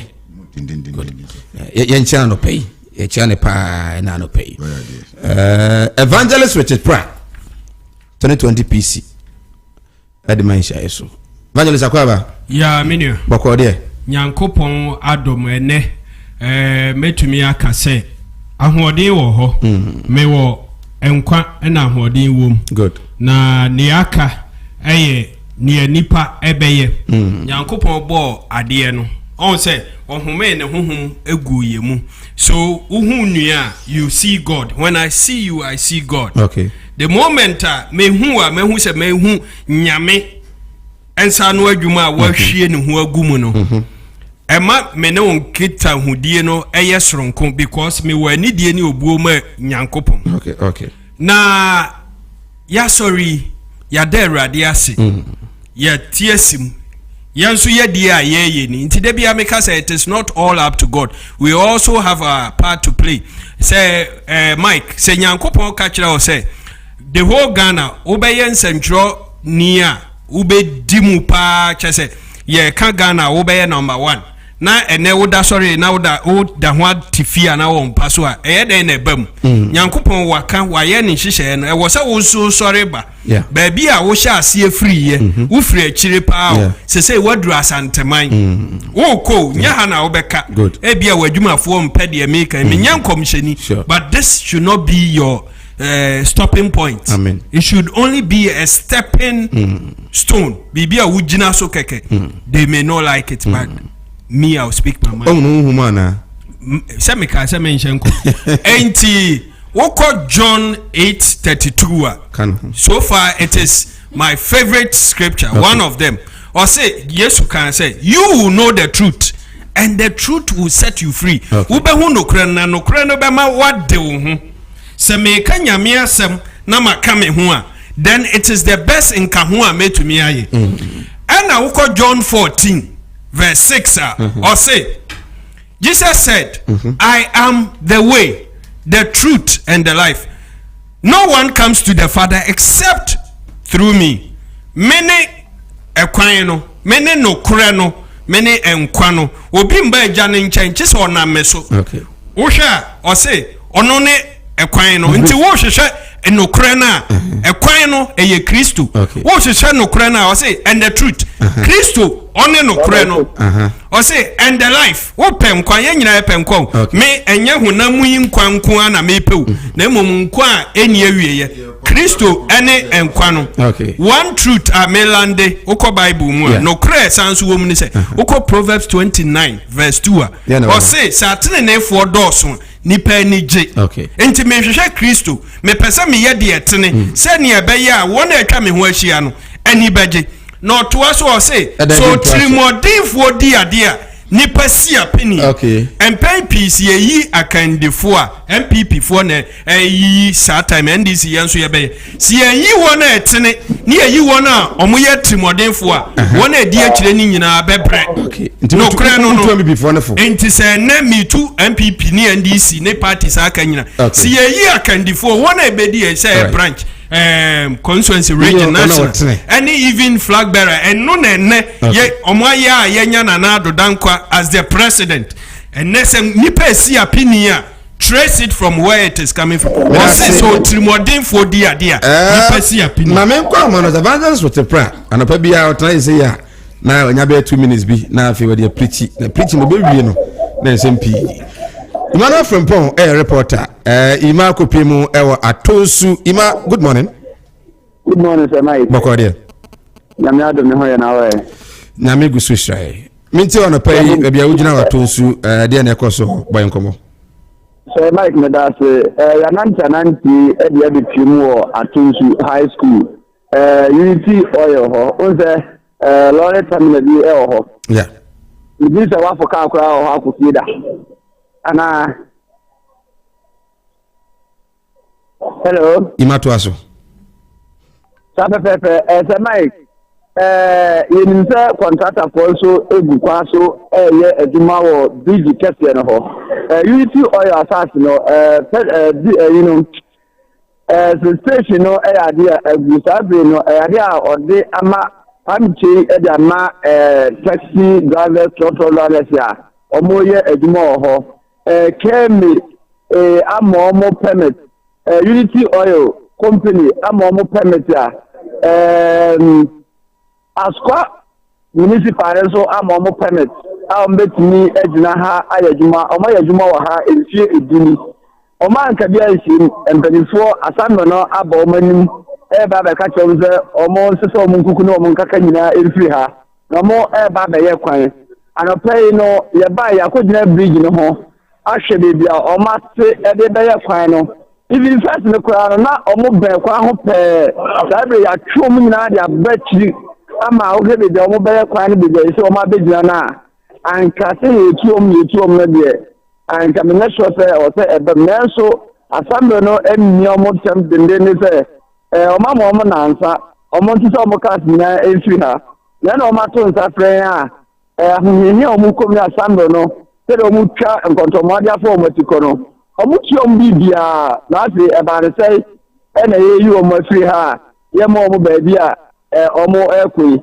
ɔwɔ sɛ ɔhwɛ ato nso a high school ɔyɛ lɔre terminal ɛwɔ hɔ na wei mu de ɔmo de kɔ kontaase ɔmo mma kurom ɛnkɔ tech ne ade wei mu de kontaase ɛna ɔmo elodu kɔ kontaase ne ne nkurase a aka no ɛna ɔmo lodu ɛkɔ yɛmɛ kasa wa bebree yɛne tinamufoɔ no anafa driverfoɔ no a sabi ɔmo ho akɔ mu hihiem no ɔmo nya ɔmo nsɛm nka yɛmu sɛ ɔmo yɛnti a ɛbaade sɛ na saa de kura no yɛtu ɔmo de afiri ha ɔmo nsusu sɛ ɔmo nkɔ ɛdeɛ nti na saa de yɛtu ɔmo de afiri ɛha yi mupa kyɛw mede kɔtɔ kakari yɛ vice chairman ha no edwadifoɔ maa no koraa no anɔpɔ ɔmo akɔdi dwa no a ɔmo ba no ɔmo yɛ baabia nyina yɛ high school a obiara kɔ baabia high school na obɛsi na ɔde ne nneɛma afa unitɔ yɛ hɔ ɔde nneɛma afata a ɛwɔ hɔ no ɔde akɔ baabi a wɔkɔ biara sisi station biara ni kwan ho baabi a nipa koro ɔkɔfa nneɛma a na ɔtete onya baabi a nsi no wafaka ɔno nso na agya unitɔ yɛ hɔ nneɛma baabi a gyina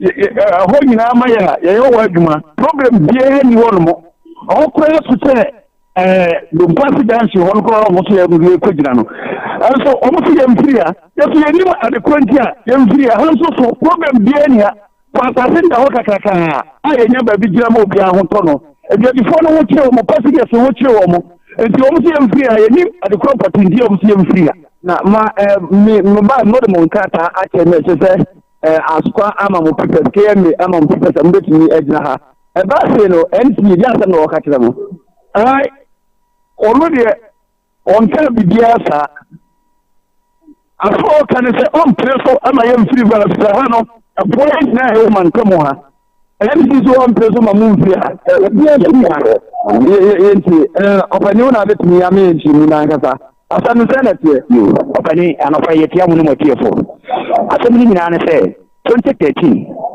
ɛna ɛda papa yi gu filling station hɔ na ɔyɛ ne sɛ nkwara ɛwɔ ha no footballers korɔno ne nneɛma ɛkɔ so wɔ ha no nti yɛmfa ha nyɛ station yɛmfa ha nyɛ car parking na yɛnhwɛ sɛ saa nneɛma no ɛso bɛte nokware ni papa no aboa yɛ yie a saa nneɛma no woba ha a womfi biem sisɛ du anadwo a kanea da so serɛn yɛgyina ha yɛnka bi nsɛm yɛkaa bi bia 2017 na municipal baeɛ yɛkɔɔye yɛde yɛnkrataa kɔ ɔma winu ama yɛ 2021 nyinaa yɛtwa ɛna ɔmo sɛ ɔmo yɛ kwan yɛate kwan ɔmo mfiri meeting yɛnka bi sɛ bɛɛ na wɔtwe mmiɛnsa yɛgyina ha yɛbaeɛ ne sɛ yɛse deɛ de tam nanama no no atufini no a ɔhɔdu tam na ne sisei no ɛse ɛwɔ bompaase yɛfrɛ no asɛm ɔyɛ tapatere mpo ɔse sɛ ɔma ngu yɛ station a ɔno ne station no yɛde ahyɛ ne nsa no ɔntumi operati yɛde yɛte yɛ no yɛte no atesɛm yɛwɔ ha na police ba ha bɛka yɛ nyinaa set down ɛyɛ sɛ yɛnte ase ɛna mc full sa frɛ yɛn yɛkɔɔye yɛde yɛn krataa akɔkyerɛ no wohu yɛtwa ticket yɛtwa tax ticket bibia yɛtwa bi yɛde yɛn krataa akɔkyerɛ ɔgye gu hɔ ɔma yɛ na wɔtwe mmienu sɛ yɛmmra na wɔtwe mmienu no ɔne yɛbɛhyia papa asɛm ne haw ɛwɔ mu ni sɛ na wɔtwe mmienu no so yɛ na yɛkɔɔyɛ no yɛnim sɛ yɛ transport ɛkyɛ sɛ yɛne transport fo ne hyia yɛkɔduru yɛne immigration national security council BNI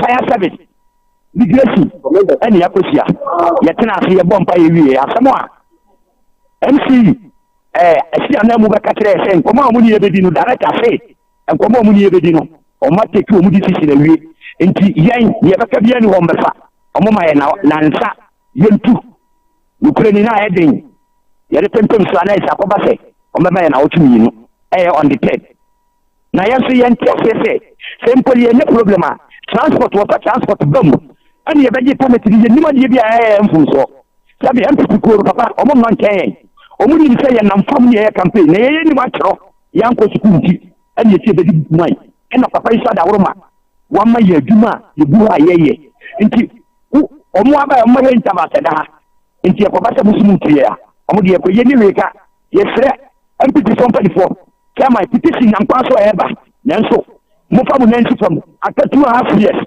ye beto aba really say the fancy kwami ke ene de asase ne maamo ishaba eba ya say yesi munti minzam maka ne people se ko ya so na de ha mamo eba ya munti ma bana mane papa ya bana mane dodo ene o say na odo so say on ti ase ne na di o mo ni say o ma wo say papa ni nipa ono sa nyamesom ayino ompedede nti ono pese ono a se ko sia regional minister no sia MP ankasa nti e wo say papa ne ko amayen yen so ye sabi yetra yi nti yem kono yi papa ne bonia ya ni tiafo nti SSA yen so ye sori di papa ne ki anu na amaye ni abre ado ma mo ba ye se mo sari hakitie mo sari hakitie se ye ba ye ya yam fumfuro bia amon kan kire ya se mo anono sabai ima kaje ye di besi na matwa so ye twe o manu bi se mi bi gu ahomane so na awia fam to be ka se bo ya sa bo good na social transport officer or municipal bomo na area transport officer or assembly ho me am yonko pa de hwehwe no na afi ono so no nchirimo de beba no yentumi ehu sa ho nkomo no minemu bi pa mi edisan komo set communications officer for the PP ewaso ase so to akwaba Dani asa Mike is it okwa secretary on nyame ya adoma o kwa na ase nyame ya adoma fini e kan musasa is it okwa secretary me kwa secretary haka nyame ya adoma Mike se fini e kan no nyame mpengu ebduro na sementi ase a mintimi nkwa secretary se kwa fale na ya assistant secretary nyame ye na dom ama bibinti or resign ye okay na said the party constitution actually no na say amongst the executive no ye obi ma no eye na djuma as assistant secretary nti mpanifo hia no mo ye say memfa assistant secretary no enka communication no nti ye gu adwuma so na me secretary so adwuma 70 ono so na mpanpi no na o Accra ti ba sa na o say bibia ni ana o seminar meje na mede meye emano ti yagusua kakra beye mfie miensamuni nti we ha 3 portfolios na wakura ma beti kitwai ewa so ase na nko ankuta 3 nti na mo anwi 2020 day ana Mike because 2020 no na inu some baby ni wo 2020 enkomo no ye enkomo foforo okay say eno na nya opposition no o ma kwan say ye medi 2020 enkomo every year you mu ye 4-year term no aso I said the two ye kwa enim no na me carry my hoden ehwe ye na me hwe portfolios na me kuta no na me hwe mu adwuma ye na me hwe ehunu se me yimiti ebe pre na asoasefo eye madom na omo me akonya se me nsom se secretary I will better serve in that capacity na adwuma na eho me predecessor me boss ye no yetumi atoa so apegem akwakodum pempen so bia ebema party no eho aye akono de edikan ewo constituency ni ama party for no de edikan na atras akwakodu the other people na omoto abadi type party na chi wona ye from floating voters no party ni ho aye akono ama omo nso aba be kan ho because omo na ombe kan ho aye nya dom no de yebetumi ede aye de pese ye seat ni yebetumi agi seat no enti eno ne botaye nti a me yi mitina me ba ese me ba be pre na maye constituency secretary se party for no ma me kwan na omoto aba ede mamia eno nti na me yi miti se me ba be pre sa position okay nti everyone say why you acting for some time now nti better say party man no ebe ma why substantive mum na watu aso asem sana mesre o na uno mudin komo no eteten an kan etesen so like mama na party for na say in fact ubeko ba bi nipa no bi kura wa hia no pen but woni no enhye da ni kita ho da na said you besi age obedi ho nkomo obedi ho adanse ade bi kura wo ye wa kura na wani na obesi aka afa ho obeka kire odru ba bi a na aye awosen amanyo se mbedru ba bi nso obi nso betumi aboye mo ba bi na o se wo ko wachi na wo ko pe ekwan a befa so na oni nipa kro no edi nkita ho na bibia abotoye mu aba nti so far se Mike share campaign ase nyame adom betumi aka se nyame adom me coordinators aso me muye papa o maso me muye na me polling station executives nso aso me muye me fie ye electoral area me teso ana me team asokore mampon ene pa koso asabi boban o nso aso me muye o anu age me campaign ya o mo ye ma me nti nyame betumi aka se nyame adom campaign ye let me say aswanse de bobo bayi na yetete confusion here and there just so obeko kwada so ne other areas no aswanse ase eho ye ku ye head antehwe eno no plus to the current executives ana anya mama ana making obi share obi sam na mo police station executive abana yetu no mo antu bia na am say aye de awi until you should tell you say the current crop of executives na ye wono something better. Oh, say Mike say ye fa say Uba constituency. Na say ye fa a friend say me fa the 2020 election results nenkwa. We say o fa parliamentary results nenkwa e dey the basis for rating the current constituency executives are. We mistake. Okay. Because Aswanse said the Aswanse tie no, it needs restructuring, it needs building. Sa building na ya shasi aye no kakra so even what the results current results 2020 election results what the presidential no to two previous ones now who said there was a juma but just that parliamentary with some issues are going forward say nyame ya adom na omoma ye kwan na ye cross here we will put measures in place I believe say ye beba better in 2024 okay. Which idea ni je bebro bia or ye party ba wa so ase right Abuziamene set Asare a communications officer for Aswan's constituency acting secretary for the NPP and I didn't come nei ojinamu se mrene so a Monkano is a very good friend of mine and he's hardworking because from communications to acting deputy secretary to the current acting secretary there. He's doing a good job. But set yenhwe wonka hausa wonka say dagomba wontete sa akasalo bombe dia bia nko no kra what Spanish ne ade na anti omo be forgive no wontete sa akasano and this is an environment and our constituency you have a lot of people are ebia akan kasa na kasa no omo sha danti ni pa you going as a secretary I didn't say the chairman the secretary the organizer are the key people are I was say more a handle party no affected party no should they give you the nod so Mike kasa wonte se meka hausa ti wo ya wo me osawaba okay sawaba na matena sawaba na manyini na me tu kwatena so ma point hausa de se meka sure se mente hausa em say yeah ebra ya ma appointment as communication officer na me ni obi me ni amafo gina ho nti nkomodidie mu na nipa kro yese or the house catch obi se o set man communication nti house obede na or the otimi communication officer nti man kan hwe nti me hu me friend bi na me the house ani need nkomo afi no mu nipa no mu gina onyina ayo nwa o mu nti se be kan house da so like say meti house pa okay meti ka in language barrier bia language barrier me ni o mu atena me ni o mu aye adwuma mfie nan o mu nim say language enye barrier emma me e wo madwuma yim e san say hausa na predominantly ye kan wo asonase pa hausa so ye kasa me so mete pa e na twi ye ba twi kasa so a nyame adom eno na ye me mother dialect nti eno so metimi ka brofon so nyame adom metimi ka french kra metimi bubugu kakra nti language there say Mike minim enye barrier emma me e wo kwan bia so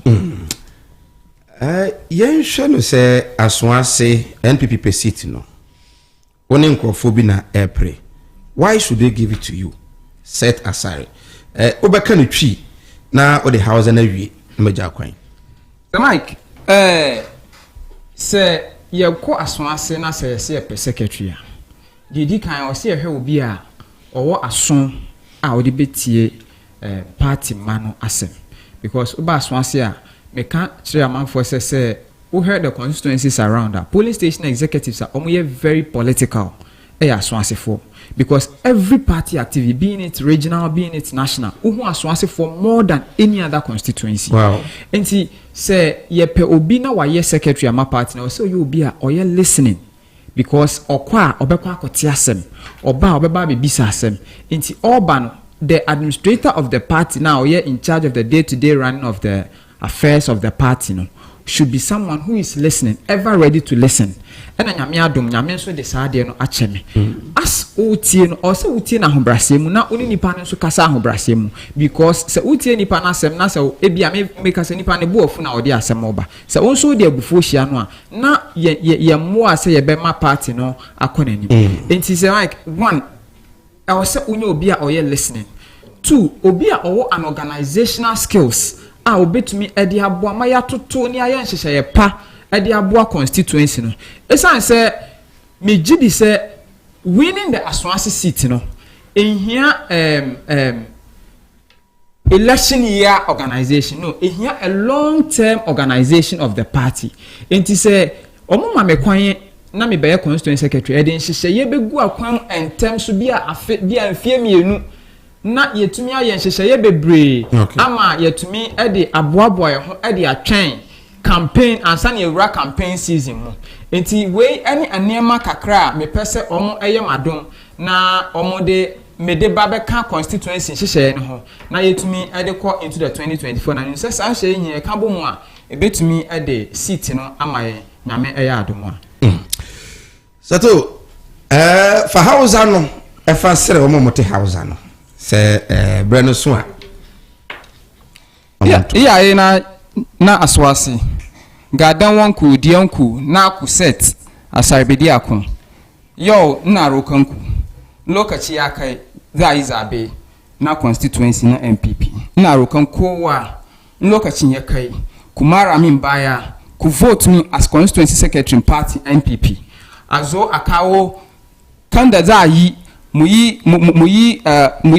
doki hanya mu yi shirye-shiryen da 2024 da mu samu seating aswansi mu kabi anu NDC na rokan kowa da kowa ni na ku set communication officer ku yau na so mfito as constituency secretary na rokan kowa ranar zabe 28 na rokan kowa na leba mu rai da lafiya ku zo kumara min baya ku vote min nzo zama constituency secretary mu yi shirye-shiryen da dai bar mu samu seat na 2024 insha Allah to sato Mike as one for Becca wati medasi so me akonya ya mama I know how humble you are and how serious you are ebasa way wajuma ti yesterday nyame say on cam medasi to the party adwuma na kan ina no o de o fire campaign no ne bombe mu nto aso at a great time you call you Mate. Thanks so much medasi na so Mike me kono na evangelist preaching o preach wie say nipa boni ni di ade a omani si apini say ye ka apinisi a apinisi pa ye twem wo ho ebra Ghana fu si apini pa no ye twem wo ho eno ne time be ebra na obetina studio wo ye program na obeka say ye tutuo na mum na ye generator na ye adwuma obi krafie so okwa akopama de obedru ni adum light yeso otam ne machine okokoto your friend say hand machine bi na watama besi abonten na opama de obewie no na wo a ode watare ko say white na grease asem obi ye baba ana or hairdresser obedru ne salon no jiso ohye utiwi a odi kofie na nsa na waba na wayi say ka pinisi a sabre ne atra ho nti ye be say evangelist ye be sere no say pinisi de e yo no ne party no ana omo flag bearer na sebi yetu no da bia me ka se Mike wo ho ohene a ne manfo se ohene yempan yetu ne yi na sempaboa na yetu na de so no mo asa akwakofa ne se o san bra be di ade bi san akwafa so mpanifo se yenchi o kofa papa na yenchi se wo san akofa papa Say ohene we no difference room. Difference. We ahene. And we know so no. Ahene in politics. Ahene in politics. What who say ohene ti akonwa so. We know ohene so. Ne manfo say ohene yempe no otigamo yakoyi ne na asempaboa etu na fiade so. Na omo asan kofa na ba say san bra bedi ade. Say enyo mo tu na kofa na ba. Ho am na kofa na ba. Foforo. Foforo for no omo ha ebi. Ghana foforo nipa foforo be mo ana. Na de enya omo manya 18 years. 1 to 2006 na ba ni bi. Meto bi. Nyame ya adom na sa wote asa 2024 won't be. Meto. Enti woni foforo na wa banana. O pesa oba. Enya me ne foforo ma ba. O pesa oba. Obi wa that time kwa wanto. O pesa oba free fee. Obi di wanto. Watade wonto watade na ade aba adwuma. Tane besi on. Ube krasa, ube be adwuma be pon na wo kofia na obisa na light wo ho. Tie wei uwia na wo dey asori. Tie wei. Uwia na dey asori. Attention! Dangerous policy. In less than 4 years, this government has spent more money than the MPP did in 8 years. And yet, they have little to show for it. Secondly, this government has borrowed more money than all previous governments put together did in 52 years. I ask, as all of us must ask, Sikano ewahi. Sikano ewahi. Sikano ewahi. Pia me ko sa ba ke se mu na me do also amen da me chi mamuda me me shambo ami tumi ndiso me ko pia me ko sa ba ke se mu me do a me ba be ti petrol so o do also ana petrol boa ana ekoso me ba be ti the Bible 10 years so if the Bible yafo is one brass of grad yafo ya one and then only cake once in the year cake once in the year the bia boy day I mean yafo to me to be one of my heads says she said power in the battle so called better than she said and discover by a good to go me free chebi Sir Mike,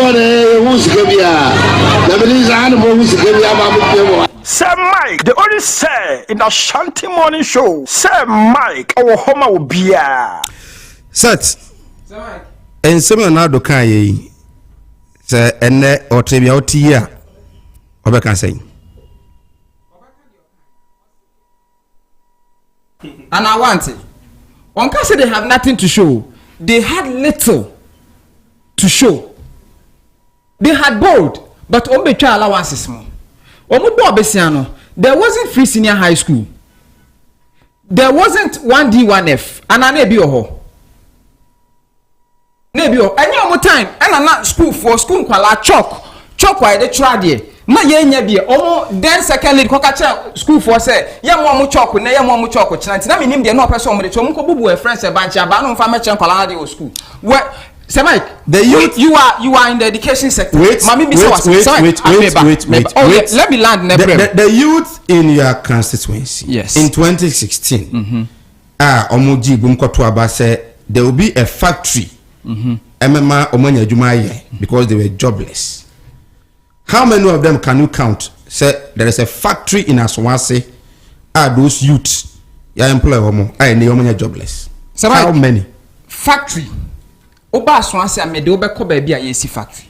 You see, Mike, nation building a process. Okay, so this youth should wait from 2016 you are asking to 2022. Still being jobless. Mike, Umisa, the entirety of the youth who had been employed, but you are asking in the context of say factory. Yes, in was Swansea, Juma, But so catch me say I will join the discussion. Coming the data of youth in Aswansea, Abayi Baye. Omanya ejuma aye me minimum is that one is one factory no more be Aswansea. Yeah, it's ongoing. You see. Okay, so those who voted my direction. Those who voted in 2016, yes, with the idea say abayane ba, there will be one district, one factory. Ombenya Jumaya was wase. One faka crowd between and Antako Jumaya. Sure. For 7 years now, Omda Sutifi, Ombenya Jumaya because Mumwe Mugususi. So like Obia ni wa oya na adwene say factory no nkoa ne baabi obenya adwumae. Youth no ani so ade hunu ne say omobenya adwumae nti either in the factory or any other institution obenya adwuma. And which aban ba ye no, there are a lot of the youth yenka say obia no yenka say obia ne yejitum, but there are a lot of them. NDC pension no, even NDC for good aban ba ye omanya adwuma in the last 4 years yetumi ama omo napko omaje 700 minimum obi obo napko scan or dey be shop ene enti yes nipa boni ni di ade a oman ni si apene de enye this time ye be kan sa bre no etwep me da say Satasari age secretary Aswanase constituency na oteni kan pay set ASANTEMAN FM and Fast TV and pay na say we nyamre etimi e de emaye ma mema doctor anoma doc atnasi and pay Dr. Samson anoma lecturer KSTU Dr. Watnasi yetwa ho sema emra ye ba ema Dr. Kwaba na afi nei yetwe nyamre edi nkomo ye ba zesia edi asem krani sisi you pese me eden ma me twikaret kakra wo body mo yhwan papa wonim se na wo ye eye sexual harassment a police fo betumi achew wo hwam nti police chimi anya hwe ene gu me bag mu some Luxelite deodorant emadieni ememansudeni. Wow, Luxelite deodorant. Said that here, European standard power. Enka won ho sen na wo dware wie bobi gu moto mu a 48 hours wo hwehwehwem sa. Na chese una horo ememade storm, run wild. And a legend. Sanetie. A man should hear obsession, instant crash, and a mademoiselle. More and a temptation, and so both men and women. Kumasi to phone for 0240 15 2204. Accra 0248 315 258. Luxelite deodorant. Nikopebi over the nearest cosmetic shop. FDA Aji Ejedi Nkratoyatu. Asanteman Dawuro ni yes. Yo homo bia. Right, yes, it is 45 past the hour of 9 a.m. Higher ASANTEMAN 107.3. And also live on Fast Television on your multi TV decoder. Penifona translator. Mema lecturer Kumasi Technical University, fellow of the Association of Certified Chartered Accountants, member ICAG PhD, currently head of department accountancy and accounting information systems. Doc, yeah, Akwaba. With Josomania. Doc, you prove an endorsed no. Bombay, Kwanotum. Your head. Doc, Akwaba. Mejoso. Bako there. Me have to me hoya pa. Positions when you are there. You know there. Oh, we no correct. Media. I know what you. You look younger. You look very young, Anna. I'm in the bomb, sir. Means, sir. Who's that? Lectures now. Will be to say you were Kutibu for. Yeah. You know, we are on Maya. She and Abibia make sure say Beluku. What is it? Why tasty to the Maya? What is it? Yes, out yes. Don't na campus to saying campus boko. Obia hoye. Say more resume. And I'm breaking. Oh, you break for Easter, but you buy a best start exams. You start cry yes, practicals there. Lab work practicals a masters. I'm be o ha moye. O dey sikasam to na wa ya de pa. Ghana sikasam ekoye. Ghana sikasam there to zoom in 2020. To zoom in 2020. 2020. Oh, okay. Just afinasi na be free match kona no. And I see a DB boom. US mine and I start here China me can be a China for we be better be a gay and kuba. Today I say ba. It said do Italy. Hey, ya fi ya de na se do musica no na no ya yeshe kri afi de na aduru America say ba bia nipa vi pictures ye hu no che say ewiase ya ko na wie ya nsa de hu ya nsa aban say obi anko adwuma eno samre mu o ba kurumu a ebi amete o ba kurumu a police fo ejeji na kwa so a che say ye busa o waya eso o ba kurumu we post letter kra no a ji say we just special permission nsa no ba be post letter eti na say adwuma bia agufam aban wa ko be na tax ese nipa traffic aban wo say aban si budget na wa ye no o change no na wo ye ne say ne sa na tere de bedidi e de be ma crofo aduane mutifie mu nkwa adwuma nte wo say ye mama light free e mama nsuo free because wa anya amamo froso fo ye opposition fo ya fo mo committee almost monitor COVID-19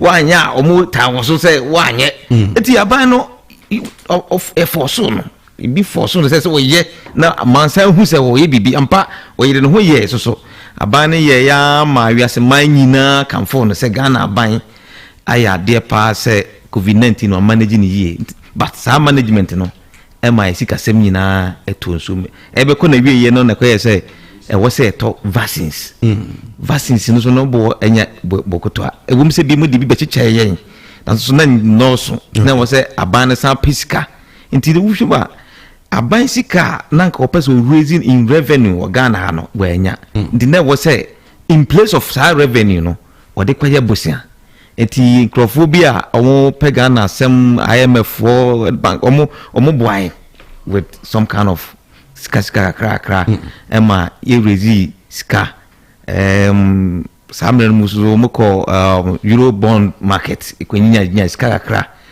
eno na omutimidi manage country enti eshutu ye debt utimize denti ma ye debt no cost that but denti debt to GDP no e cost more no ye say GDP nankasa so confirm because no production no confirm to almost zero. The GDP no echo almost zero there. Or debt no so cost it is debt to GDP ratio no na and so should to at the end of 2021 now na say almost 80%. Na say o man no nema akofam.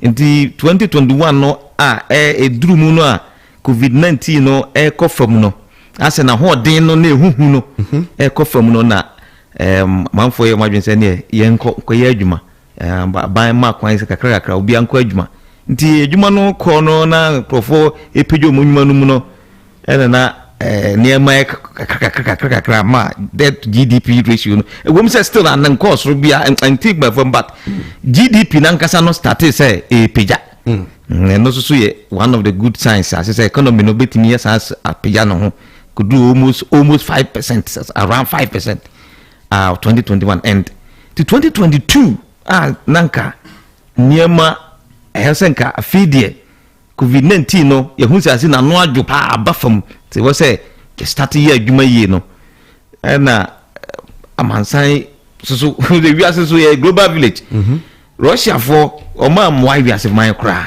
oma moa yen say nyamra san komose omusai sa kon no ni because afia na free COVID mo pie timu wo problem bi kura anka samre no kamo twintwa su kakra so o man tia se no mo to share Ukraine for so be 2 months ago and so home vibration akayen because o mo honum no mostly no oil Ghana hanso ndam se ye nyisu railway kese de bibia no eye na planes so ye header nyi sky they use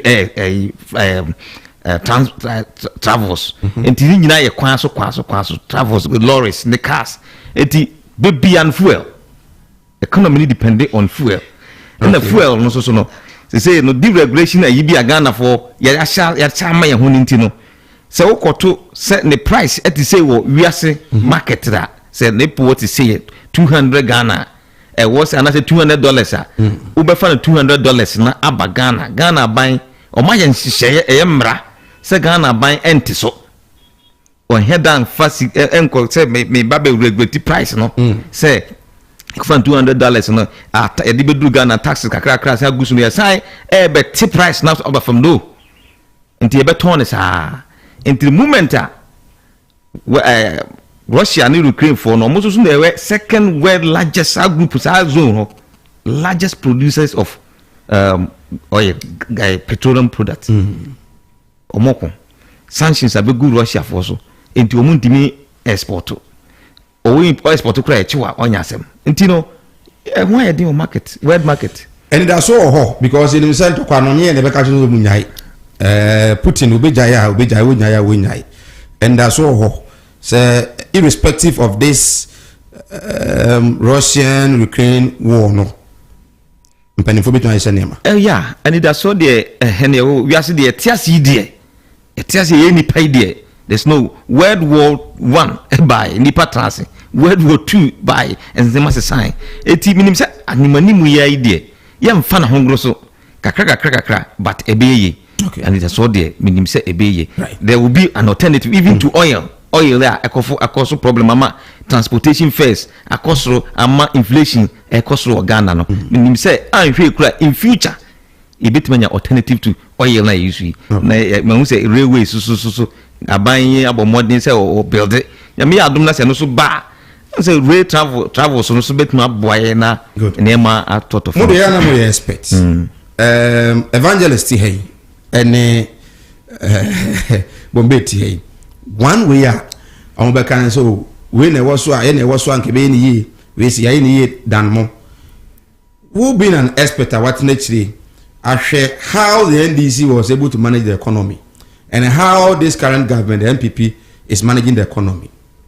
Who say mamo and come at par say in terms of performance wise no more than one pa na dey also. To be frank with you, MPP for trianye and Akufo-Addo and the government no ntirinye kra because of the DC and ya omoba bamuno 2 years pe enomatime free without forces be beyond their control. Okay. Impact on the ability to do things. Omo for 2017 they were a year omo take over internet. You know na say untimi nyina so mfa kapa say the mechanic say omo bo mo modern papa because somebody enema nyinsam no de omo bo modern than NDC. But me fan compare NDC for now. Okay. Dr. Anoma, lecturer at Kumasi Technical University, head of department accountancy and information systems and watching Kano. Message kakra on Facebook ya sebe amekum ahimfie Gospel Oak Barbering Shop or say good morning sir, I'm watching you live. Yeah, Yenas Unpaid. Bill Goats on Facebook or say we will come better in 2024. What of now? NPPs only knows how to speak but can't act because of what they speak. I'm very disappointed, but NDC is never an option. So work things quickly before it gets out of hand. Be good there, Bill Gates. Bell Gate or good. Hey, hey, and pay the Bell Good. Anyway, the Abano. I said, Mike, please ask him if he has money because a broke man can't work for the people with a genuine mind. Is that true? A broke man can't work for the people with a genuine mind. It's not true. It's not true. It's not true. Okay. You are tempted to because we are broke. Okay. But say we corrupt and I say we diboni bi whilst we are broke and I say we need integrity when you're honest. Okay. When you will be by leaders of the Obi there for me don't trust a poor man as we no. Yeah. Oh yeah. And I make us say bibi need there. So we bibi nam say bibi need there. Nimi bibi possible say a highly possible so be diboni. Right. Na mum no under normal circumstances we are well trained. Na yetete ye okay na obi di ade ajawo na yetua woka yes yetua woka no broke man is a leader or a manager of anything because already yetua woka once yetua woka ne there you must live within your means the one person try there and na obe broke okay Africa na ewo no ma me ni bi papa ni bi na nya position na behwe omo pa akatua nso ahwe na ntimi nsi adan and to ka san for man to yi obewia 6,000 KNUST students defer courses due to unpaid school fees. The management of the University of Science and Technology has issued a release seeking 6,000 students to defer their courses due to their inability to pay their fees. According to management, most of these students use their fees in betting, buying cars, and also doing other businesses. Bombay, mention free. Additional for KNUST 6,000. Almost say almost 70% of their fees. Inti and they defer courses no. To this academic year or final year, so just a next year na beba. Abibi. Second years the same. Reasons are management today mano. Etwasumo. The Mike. It does. Ubefia and enemy first day. Yeah. The monsieur who set up. Now one so dear Juman share one.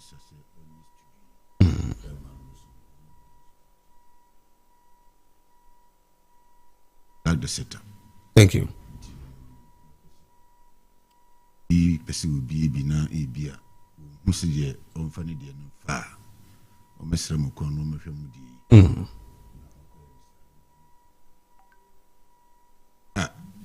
Moses Asanteman. Nanso. Mukoma ni Mr. Asanteman. Good. Gracias pa. Share lecture. Financial analysis no. It is how communication must be done. Fair play. You say a do baby crowd person then compare and this. Or say for now, don't want to make comparison. Yeah. But he's speaking to the facts on the ground. And that's what we want. Until we just say Ninkora or Chomadiano. Musun so na ketu yeso kura mesere nkura no say yo monye contribution na mo fan support na ketu lecture ketu ya ni sha nkwala no nya contribution say isha addition for no mo besu ade no monye contribution omu nya adwuma no mo fan boost no na analysis yo man hey okay so ono mo shia na sakura na obe share lecture na se no mo fa mo fa wiase ni abrabom kakra yeah so that's it na eya omo yesa ade ne de oh yeah not wait just a few seconds what tires are there say they are musia de sua for no at least o man no bi e kasa na nka manya kwa akra be mo acheche mu kakra na oh yeah sometimes say here it me chechrim okay here it me chechrim omo ye na ni nyina ni gina the zeal ani gia o de be wura akra e lecture ho yeah enna e man ti me ye de bro de kase eso e da no so okay okay na say bia butum no hwe na niema masa o go straight to the point. The straight to the point no kwa we na nchiremu no kraro we pose wa kwa research so lecturer sebi tafrache mu ya kwadworo no I on person be ko detail pi no o di be ye niema na o se kwa research oh basa we a first class student to ground we ya o be di pretty aba bia second class upper iti me dey lecturer dey na trust na me momo suma baso se Mike na o producer obey Bonambaso, the way I also reception or the ma very, very encouraging. Thank you. And so me say you may say unto na ketu. Na me call Mr. Scaff. Actually NDC. Political analysis about the program and say no da we are safe for say preach. The jumana wo ye no politics no. And ni preaching no. So parallel. Nya perpendicular and then go into no choose one so that see mentiasie esa wotiasie if you say politics na nkasa wo ye no baby wo gina no nipa pebiri no nya adwen gospel no so kire say nka sofo ya wo so wa fanya me adwuma no onya adwuma biam gospel no nko no cause wo ye say ukodi dwa wo ba fom wo ho wo say ade na wakoto no ebi okoto no 1 cedi na obeto amani pa 10 series a wo si asem na odu won si wo se wo ye nyame so fo nyame nani so entini tun fra dwuma bia na twetwere konkon so no ese wo study na wonya mu ntiase mpa bone wa dwuma na wo bie store ko transfer you see bed 9 hours de ko store dwuma na just 2 hours e ko ye nyame dwuma you philosophy wonye yi enta me ka mana ko si se evangelist on choose one asofudie no pa na no kura no kono tu amanyofofo nyenye che wo so we sofo na ban enyuma pa de phrase che sa ba kura wo ye beneficiary na sa betra na sa ka speeches no enya ono babu na ogingan no wa se no what you see into me stress of on choose one NDC no obesum na se nyame asem na obeka on choose one na onye ho adwuma na enso ani mawie no nya fe main point no so but before no say o kan niam bibli yo say Mike me most retire na me hu ni say more presenters na mo ye well known me find say mo ye big no cause we adwuma na che we have experience no knowledge so as a teacher there unu dia was mo na na mo ma niam bi ntiase ma show abain government no ma employment. It is high time to educate the public. I'm because political party beyond our ideology. MPP, a capitalist government. NDC, a socialist government. Capitalist government beyond or investing in the private sector. He empowered the private. There might day a friend saying. One district, one factory, so changing Ghana into industrialized country, so that industries in those one they will employ the people. Then the government tax the people. A buying 30 million population. Now we say a buying them women in age. How possible can this be? So let's encourage the private sector. Na yintu mabuno so ebaneno for me say hwenka onya akonya baha ye fa ne so no ya kantanta. O person nan wa ye hu na bontin.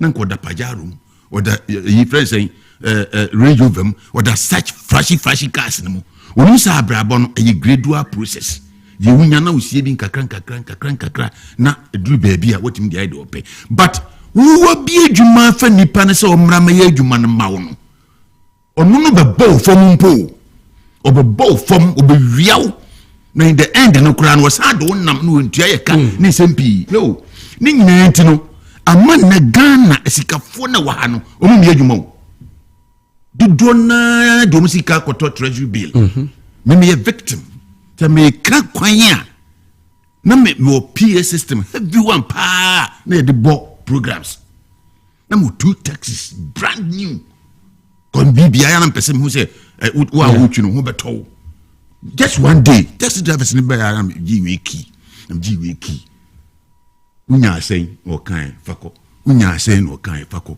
na me twere for see bon who na me yifiro what you say just say woman ne kwan akura say onye say de ne brewo no oba stories na fan ko sin ya mutu bedu be bi kura oba friend na okay what I say nti eba ne sana how does it encourage you say bi adwuma no obi nya bi cause ono no oba no obi wiawo in the end so no say you who say afi wo kofo mu a de ebe kan say o de aropito oba ko hwibra nti me kan say universities they make can say because when you enter the university before even you get chance to enter lecture hall nearby lecture hall you have what is known as registration of courses. You have to register your courses so be register so as fees schools ni bo ma to my percentage 50% because I say na mo Christian 7 percentage no be to 60%. Okay, up front now we register na fi we call lectures e be do exams here so areas bi a obia so you have to clear it. The person be say sani pass stars ye ken na o ma register o courses ana o mo attend the lectures ana na ebiem no say we see a fail di ana see a refail dia na say we exams no da bi o ye defer homo so it means say u school no when to me and to your fees no bra was we tua 70% na dem almost na 50% and man say omo dey cost 70%. The 70% no this 6,000 students no that's right and to me and to 70% of their school fees no that's right per the time they to home am so mo fantua that's right enti no kwatena fie na next year unya sika no a what's our best start afresh. Fantastic. And no say enti no your friend student here na you're a student because the requirements I say who pass it through need to be due to as a student you know you haven't met it. Okay, So are you a student? Level 400. Yeah, you no, that's a student. But just say level now no registration was say oh yeah. Na ABA or the trust semester no. An academic year no. And 1 year. And you amount opportunity say yeah. Anna university mpanifo so aye hwehwemu o ma ambeka or say e to the day ba ya na say dodo no ana obia ka bi ma wo mu consider the management somebody nkola na be to my bet and no na abaso e kreso nti waye hwehwemu se sika no awo ho ye nka se wo de betua no de wo de aye nie ye ba kwan cause tio school na ho no ka hu say sika no munya no ana mo de manage school 6,000 so obia de ka 1,000 kura calculate say we dey fancy we dey 1,000 kura say mama na kese ye fancy obia de ka 200 Ghana cedis keka bom say it's kakitwa and say if you have not met the requirements they intikwa na say obi tena say na bi kro oyenya management kesetia bi adwuma bi an hye wom nti enko say sa unu de ntia na ma ne ba sa no because onum say e ba sa if you for to kra na public no e be ka bia ma ye public must be so very careful for sani man aye no ya na emu ama na say wadon say 0551384493 oh hey Fast TV Fajin channel bra utie ewo Asanteman radio 107.3 so radio channel bebe mre ya ke dem evangelist sir man this students issue yes is it be talk us to make kabom say bia me no ne bombe na dey scan abom ni akoto ka bi na dey wuba na dey treat physical kra sir Mike meda wase na maka say ade awiase ehu pa ye nya atwom oba program no am prepare sometimes o conversation an answer 6,000 students to defer omo a course yes yengin to mu say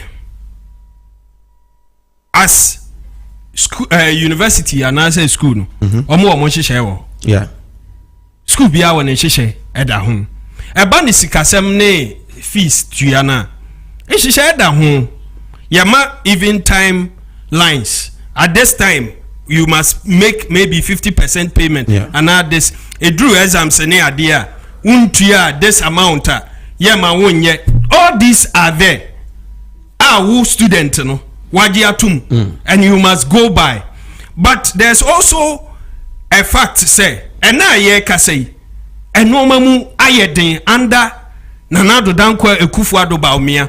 You see, there's one thing about me. I don't believe in neutrality. I believe in fairness. We all belong to a political party. These neutrals, they are only cowards. They are cowards. Neutrals are simply cowards. Enti yangin tum Ghana sikasem asay. There are so many factors. COVID a bad thing. Yes, if you need. But after that, no, there are countries who today I can tell you say COVID by and the countries you can talk of China at the beginning of COVID near suspected China so they buy start free there's so many theories are near throw into the system. People consumed it, people also then take it, but washa PPEs normal countries cry to fight COVID. Yes, I don't mean do free China. So the Chinese government cannot tell us say COVID buy omu are making profit. But we as Ghana, what did we do today? COVID, what has COVID got to do with a bro? Say AV markings areas are COVID no na predominant and I say chinkrofopa. Our villages were not part. Ubako baby kura omu nim dia o kan o she nose marks away kakai bi mom. They were into their farms working. You use COVID as an excuse. Maybe we should give you that room because in here fertilizer, Russia, Ukraine fertilizer, but who Ghana, who bet to me I produce fertilizer, and I want to me 2 years. You sit down for being talk about 2 months and say, and it's your excuse. What bong? With all these economic issues, the students, they are humans. Some of us sitting here, we are still in school. We are pursuing. Mejuma, me and me so many students. Epinum omuan etu omu fees. Omuan esho omu. Impenyi for. even some of the young ones, what has been the excuse? We are just taking the side of the KNUST, Papano Abeka management Abeka say students in Ibi at your musica fees, ato Uber. Ebin so ye bakery services. Ebin so ye my bet. Let's take it one after the other. Let me start with the betting. Let's be honest. A man for bet, a man for ye betting. Students are into it. Enti senifi anopena mitie omo parliament. Students parliament. Omo rep na se mo kasa na ye bisa no a man for fees pen investigation or a student or a cow mo de ebi de ka 700 cedis. Or say on umpo the whole year and if you to 1,005. Enti there's a percentage I was a utia. Ebinomo de ka from 700 na kosro. Enti 1,000. Enti are we saying say students be adding the fees? Na the fee I saying and or dia koto Uber. We say a twetwemaso kakra. I'm taking it with some pinch of salt. That is for the Uber transportation, And then, omo bakery. Bakery. So, you need a minimum of 2,000 capital. Ubeto some ovens adien. Gas near ye. And another gas 14.5 kg. 175 cedis. 6 years ago, under John Mahama, 54 cedis. Okay. And with this, we say sa Uber business and transportation, bakery business, school fees, yes, but at KNUST, are we not teaching people to be entrepreneurs? So unim say student na ye bakery, say unim baby and the bakery no, or sport be operating from. Now or ye bakery now on your profit, and it say me jewelry business. And no na me so fast one me di tuya me school fees. Can you say me the school fees in a jewelry business? We have to be entrepreneurs. At the end of the day, me be a juma mafa workers. And from the school authorities in this one no me jituma and it doesn't make sense to me. The betting aspect, yes, send fees ye 200 crore bet me ye be the akucha bet. Then one agreement to akucha bet. Be a 100 cedis almost all senior. I don't know much about betting. I need to study it. O bet me nya bet 300 so we near. Okay. Into to the student no or the board pony sika no the be akucha fees. But of course and the risk aspect in say e bet me edu. Into waboka. I will not encourage students to take that part with regards to gambling and betting. No? Based on me as a Christian, my principles, and I'm the two students in FU. It's a no. And the Ankame Messerane say, to defer no mean you have to miss 1 year. You are still a student. The only muno onsuya.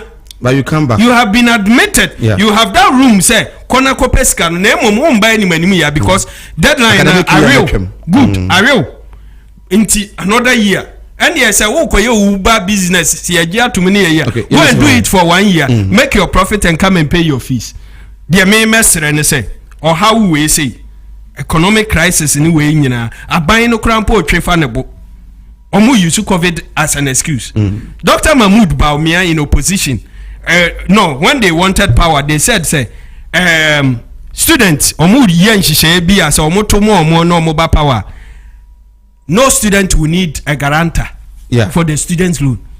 Omo implementing 5 years. Is it working? No, omo kano last elections. 2020. Yes, omo implementing. 2 years is it working? Omo implementing. And those students do they qualify for students' loans? Yes. Without guarantors? Yes. So I will advise them say dear Dr. Baumia and why don't they go for loans? Now student loan ain't mean to or accommodation na between fees. Omu differ when accommodation fees. And my point is not about accommodation.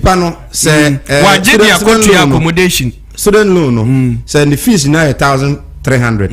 Now student loan is about 800.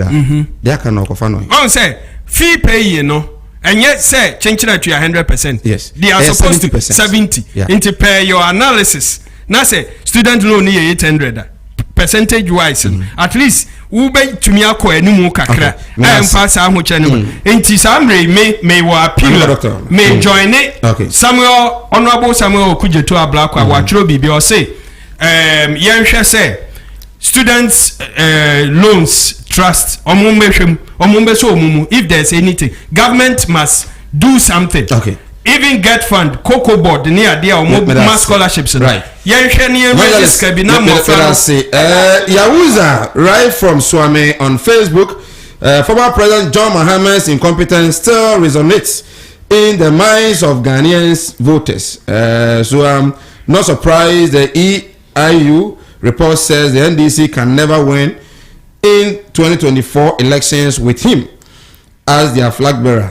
The NPP must also correct our mistakes so that we can break the 8-year cycle. Greetings to Hope in Pope. Okay, it has say OPK. And so they are from God. So I will urge Ghanaians to continue to have confidence in Nana Addo's government and the NPP because they are transforming Ghana and not listening to NDC lies and propaganda because they always take us back with their bad governance. And China de Bibre OPK they are the Abano. We say from Ankoma Foster Achim Ayirebi inside Achim Beni. The NPP welcome the Economic Intelligence Report. It is time the NPP party must revive the unity and promote the development done by the government. My regards to Mr. Abankwai Yeboah, incoming national chairman. Bibre. Yahuza dear was under okay. My reading from Facebook. Mini way free ho. We say good morning, sir. I wish to practically inform Bombay that politics is supposed to be practiced by the clergy and God's people. Does he know Reverend Intim Fojo of the Ministry of Education? Tell Bombay to adequately prepare before he enters appearance on your show next time. Owusu Bempa, Deputy Secretary, Hofo Atuma Nwabiaja North, NDC. Owusu Yana Senano Pay, also the other eba here. We say good morning, Sir Mike. I'm listening to you at Jamase. In fact, your show is the best. I keep on telling my honorable colleagues. Hey, I say more. The doctor has spoken very well. In fact, he has given us the chronological aspect of the suffering we are facing today. It tells you Nanado is doing well. Okay. Christian Edu. And so Ediano, I mean, we enfant free Hanafi Yemra. If you we say hi, I'm Richard from Tenserebo. Tenserebo will find rich on TV now here and also radio on from Tenserebo on the issue of the economy. It's too hard. That is why my colleagues at KNUST couldn't pay their fees. Let the politicians understand the system is hot for us. Okay. Also far there Brown 0551344493. Doc. Students no and a pioneer in student parliament executives will be doing commodity more eka and they say na 50% and a management of the KNUST they cost 70%. This academic year no take that decision no. Message na anko sa information na anko ground sa my students no anti. And this a would so ka say omo into no omo be from courses na you've not been fair to these students. You are a lecturer. How does it feel for the students to go through first year, second year, third year, maybe we do fourth year? Thank you. Yes, go home. Yeah. In Okremuno, everybody is a manager in Ghana here. Okay. I said Minianom Kai, especially Minia NDC ni Manumayading. In so aware to manage you who you are. The students may catch all the way I will manage you more. Best surprise. Some of them are really managers. So we go to Uber. Plan what they call to Uber no a good plan. Okay, say we or planning according to 50% no. Okay. Expecting say by the argument no obet me 50% na in course of the period no so me the rest. Then management makes a decision. Arbitrary decision. Yeah. But take a decision no. And the affecting no now acquire 70% and they want it now. then they force them to defer. And fair, to be frank. I am an HOD. Yeah. The many students meet every day. I mean, how they are suffering. Yeah, papa. Students need be for no criminal. Students no. Say kasi ye kind of ya support students na kekedia. Na no so unfair. Students need be for. Nim sika manage. Woman sika na what they coped or nim do they kwaye. E bi wo girls are timi handle womo. Na to phones no na music asa. E bi so said that we can bet no necessary things. Now ye and no but numbers no any so high as 6,000. And you know management say ye decisions bia involve students no. And now so notice a year's notice cry. Because about first year, maybe go university no, me catch how I manage myself na serious. Ni nyina na say me sika kra me sabeka no. Me to no kama say be ya by the end of the semester no. Na minim dia e wo me sam and now say they are can meeting dia assault me ho. Do you take these decisions now? And now me so me say they are forcing them to defer, which is not also fair. Yeah. And you know menya enka university no should solve this problem by withdrawing 70% no. Omonko 50% back. Nanka next year no we na ya warning more say next year no umbetimi 70%. Okay. Into no oba or plan it in advance. Me say enu mbeboa because this one shouldn't have even come to the public. Your management na I don't know say bia or mo na press conference and say bisa ma sa se be to dwa basasa omo issue statement my students no say obia na wuntua fees no 70% no oko yeah enti e ba sa no na we say media no so bem enti no media na bem no and management na be ka say for the management to defend why they are taking that decision. Don't think say nkola no any ska name no omode kotwa my bet but you ask the question is 6,000 students. Yeah. No do saying and now we investigation who so omode there's no statistics back claim no you know honum de assumption me ji say and dey nyina azumu and ye possible students no bi nye truly bi mu nye a che say ombe ye sa na ma no omuye bet no dey na football say that's how football no mo hwe ne bebrebe na Chelsea one what say aya bonkrofo dam wo Ghana enu kwa say yi ni no me anka sakra me ni sa football na chi sa wo eni school ni na wutia e wo say wo dwen ho ye because adwebo ho system no anyam resa dey de kakra ma wo say fabra school now so the who the be the ope okay and yeah I was say pamo to be frank and we are sad there was open but there are genuine people I was say my who say university so hwe sa say genuine people work sa consensus no o me ba 70% ne there me there our advice say this year no me implement no so ma more man near a year before there enye fair o mo retract sad no na o mo next year now next year no na aye warning from now so we buy by the end of the first semester no we bet you 70%. Say case you say 50%, 60%. 60% no. Now say all of a sudden acquire 70%. One man increase cost. 10%. 10% no. Oko fan he.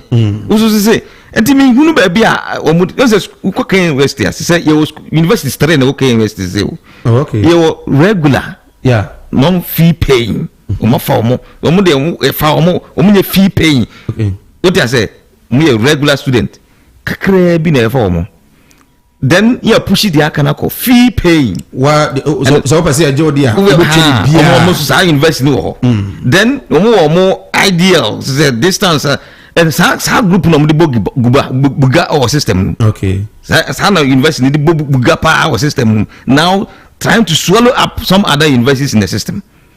As I say, admissions there are so much to talk about. And you know, people feel free to just enter university without thinking. Could do her na fe nema asaya anything. And it o management here because nema no enyemresa untimi fa ahokyere ntuni paso kakesa. Very well. Doc Yanasi. I didn't say 0551384493. 0551384493. Alan Kojo Tremantin Mahama leads contenders. A survey Global Info Analytics Ede Aba. Say John Dramani Mahama omo eye omo survey in the NDC no ono na LED omo say Mahama LED na kwamnado fo ato aso na uyi no free wa na afi papa ya na nsen me mayo I former mayo for Kumasi Kojobusu ohima eba ono so aba enti Mahama a good person for the NDC and almost say omo MPP mu so a Baumia any Asnteman Alan LED Baumia especially oko Akan constituencies na ana Akan regions na Alan na etopo ye ntwa ya ho enya abo afon kratomra ye ba enyamre edisa nkomi na ba Asante region so a untumi kuka hwan so na LED ye ba sisia Era yankoi. Would you decline? Na me enjoy work with fi hakakra. Show wallpapers, any curtain blinds are. Or do design in the hall, and in the rooms. Wash a shack designer, why you form hall. Ne fair. I know yet 3D epoxy design. Okay, Miss Row, baby, free Alaska Star Enterprise. Wallpapers, window blinds, different colors and sizes. Over more than 350 different designs. Or designer as a 3D, 5D, any 8D moral designs in Ghana hanyina Alaska pet or a man for Timiko to do a power ton for chemical said dear treatment equal see designs nya na Joshua wa say as I see a meton then so was you me kai pa as a clay bisa it's not enchenchene wa no ho nyina tan na ba say me frɛ Alaska Star Enterprise and mo de chemical ebe treat ye edi 3D epoxy and wallpapers ebe design ya had my fefenti enya nyamesum kra de wo me mu a akamede je nkofo gas yo na one more important Alaska Star Enterprise Kumasi Edum Prudential Plaza opposite Hwa Accra so Tiptoe Lane opposite Circle Mall and Wakanshi NS Chemist Danum Ebene MTTD Fre 0200 281 080 and 0248 315 258. Edi asem krani. Sisi you put person me dey. Ma menchi karat kakra. U body mo you papa. Unim se na wuye. Eye sexual harassment. A police fo betumi achew. Who hwamti police chimi anya hwe. Ene gu me bag mu no. Some Luxelite deodorant e madi enyi e memman so di enyi. Wow, Luxelite deodorant. Said that here, European standard power. Enka won ho sen na wo dware wie bobi gu moto mu a 48 hours wo hwehwehwam sa. Na chese na horror. E mema de Storm, Run Wild. And a legend. Sanetie. A man should hear obsession, instant crash, and a mademoiselle. More and a temptation ye, and so both men and women. Kumasi to phone for 0240 15 2204. Accra 0248 315 258. Luxelite deodorant. Nikopebi over the nearest cosmetic shop. FDA Aji Edwedian Kratoyatum. Musical instrumental ne wofo ne da fompa utoni nyina o KFM Limited. Right, yes, I am Akwaba higher ASANTEMAN 107.3. Also live on Fast Television on your multi TV decoder. Aseda enkoma Alaska Star Enterprise makacho say nei baby abeko na ubenya grass carpet DFA mo amoye decorations no baby ubeko benya DFA na bo form ato Alaska catches also na open quality and affordable wallpapers and office curtains and ato Alaska Kumasi Edum and Alaska o pomodi ani sisi o dem sisi office man ho enya kono nipa wura ho a omoso ani etumi age ebono fompa Boss FM opposite and abu Alaska Star Enterprise so makachi no ewo 0554 114878 0554 114878 from our ombejo. So Jesus in all ministry Bishop Columbus appears in kancho say nei akwankyere papa obi mo akwankyere na eya wadanti counseling ono transe ama wahinta semi na odan dia kyerɛw akyerɛw kwampanya me so nkankyere obefa so na obetumi abobra na tumi awo yi ama ewiase so etumi ayo da senia asorin kwantai ho na Bishop Columbus na kache no ewo uduru ha from atufo 0244 240234 0244 240234 na fe ontimi enyo so yes I'm refie survey aba His Excellency Dr. Muhammad Bawumia yɛsɛ ne otrili ɔwase Asantematen and ALD Sansana Mahama and so ALD from the camp of the NDC. Bombe, Mintio on the Savia Global Info Analytics for Ede Abba. Any the EIU and so Ede Baye. So, what is this here? What means Insia? That's a mic. Number your answer and main to it. I mean, Chairman Penny Free because he be an Abraham Tem. Okay. Ashanti Regional Women Organizer. Nana Mampuma, in fact, we're a fantastic mother. Nana Mao Mampuma. Never knew say woman so fantastic. Okay. No more brown and I think a many panel. You're superb. You see a crowd you go through it to and more person President Kasa. Yes. Minister for Gender Biano. Okay. Now me am a boss, Chairman went to me. Yeah. In Chiano. Because we are maintaining. Na me call national. Okay. So me General John Bodu. Yes. You know secretary wa ben pa ya wa party. That could with me 52 meetings. Okay. Just one day. Independent bit message man. 2024 elections we need experience because national no new bibrebe ba. Could you imagine say benya new chairman. New even Flabera kwa new. Deputy Flabera new. Organizer new, youth organizer new doors. Okay. That's also new general secretary and who is going to manage who. Okay. So I see Intino and who here pass you maintain general. Na me call Jesus so. Hasa nanka mo interest me timi se bi o ma me call maga kra. I just saw no. Bisu die no. Dr. John. Lawyer John Kuma. Issue no. Kakra me afuto akra me de ma me nyon mo Jesus. Max sorry say Mike. Name say. So what do was some cocoa? Yeah. Emrawo. Say Kawano Atro. So with me I can't was some noa. One fan court. What was some cocoa to ye? Tiu, said judge and can was some man. Oh sorry, now to media platform so. Now for Sebe media for so me our judges. Now a mona or move to 2 as a moon to crew. Now Buboni as a moon to crew. Say one casawa creative court. Do was some dear court no obetimi yi was some night ato atwere because one kasa do case ko ndie me you should court with much contempt amana yi okay sure into the court with my answer and how case no ento aso mo sini ma bi ko so adwo entwa yi ana mo petition akoma party executives so mo hwen ka ho asem da ne da na o ti radio so ebi di mpanifo atem ebi kan de enim ni ade a na panin na o di asem no koma no wo so asem no onye ne den bi so wa create court na ko asem the minister party for nya juso nko an say bibi ba na wo gidie wo mpanifo mu wo buo ma wo mu na do asem no ko dan wo mu a ka ono paado na hwe de beko na mum say wan kasa create court for yourself dia an mpanifo no asem on beto atwe okay me da 3 minutes aka no nti sa so bo no mo bo chema wunti me say de no abana course ho no say chema wunti wan ko supervise ya na mo constituency executive mu nyina mo ho na mahwe ama de mo kase course no akoso wi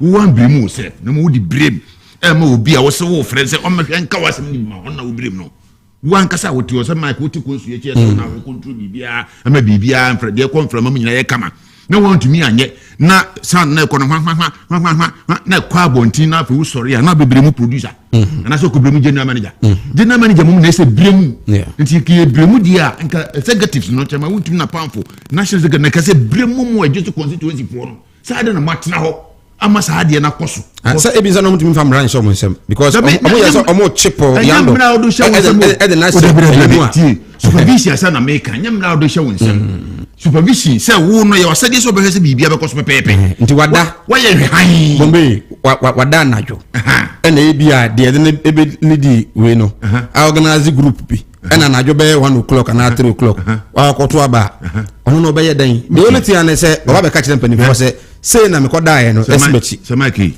the embassy no so no the just issue no ti ni pa me ni bia but as a communicator of the party peace for the party what you hear me the man who see no beginning no the who can buy you say omo to aba na najo yeah see what the narrative now see han to aba kra the enyefa oza the no no say beginning we see ya to aba najo yeah na say so say see han to aba kra na say the who can obwa okay but what you say yanko Entino, about 1 minute. Ultimate time. Yes, upon 10.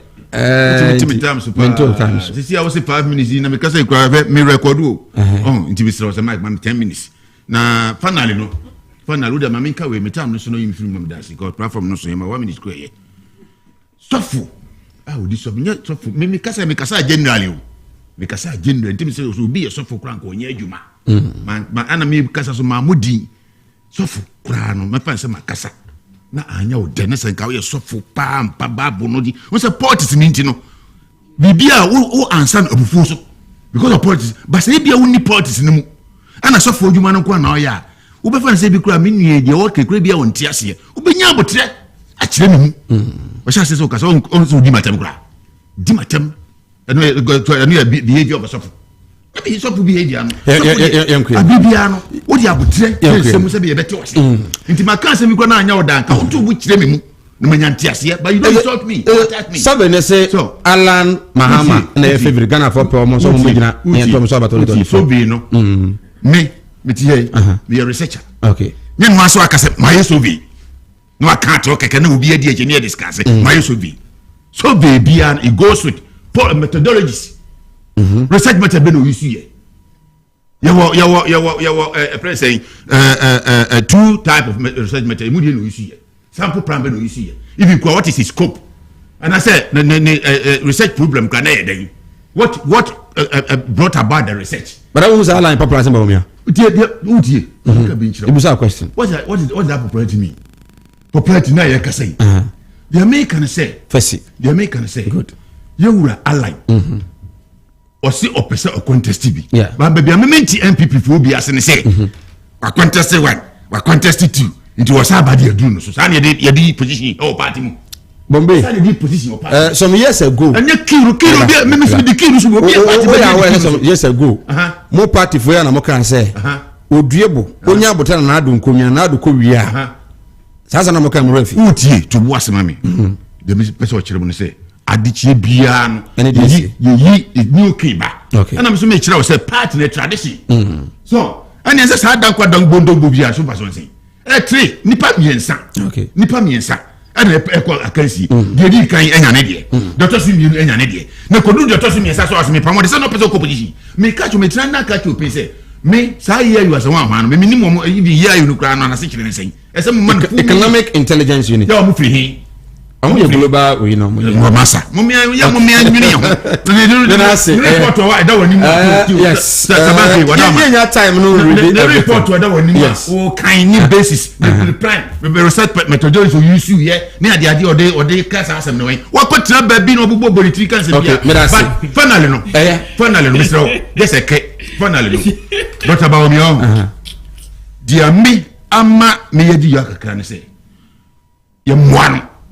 We are working some team the boss across the country. Yeah, the page papa idi ni ade. E bedu baby no. Ya masa ni hu sama ya ka ni ya bua mani party no hu sama nyina no. Ko kape ni ya suppresso.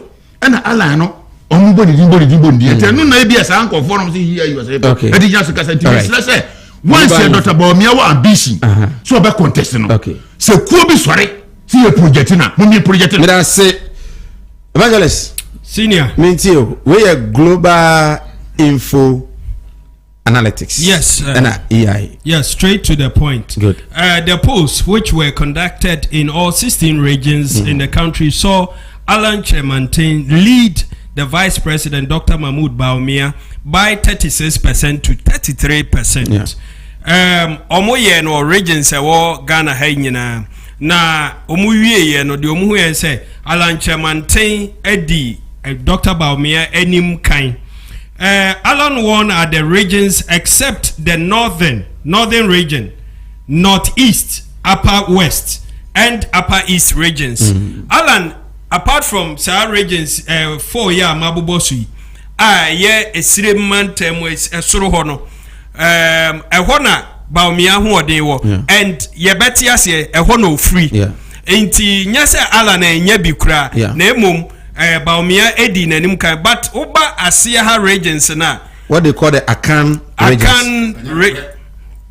Alan ABT no kura and ocean so the numbers wo e form ha no ɛso kyɛn ɛsoro no ɛsoro no baabi a ɛso ɛyɛ the northern region ankasa ɛno mpo no yɛapaapae mu nti yɛyiyi numbers ni bi afiri mu.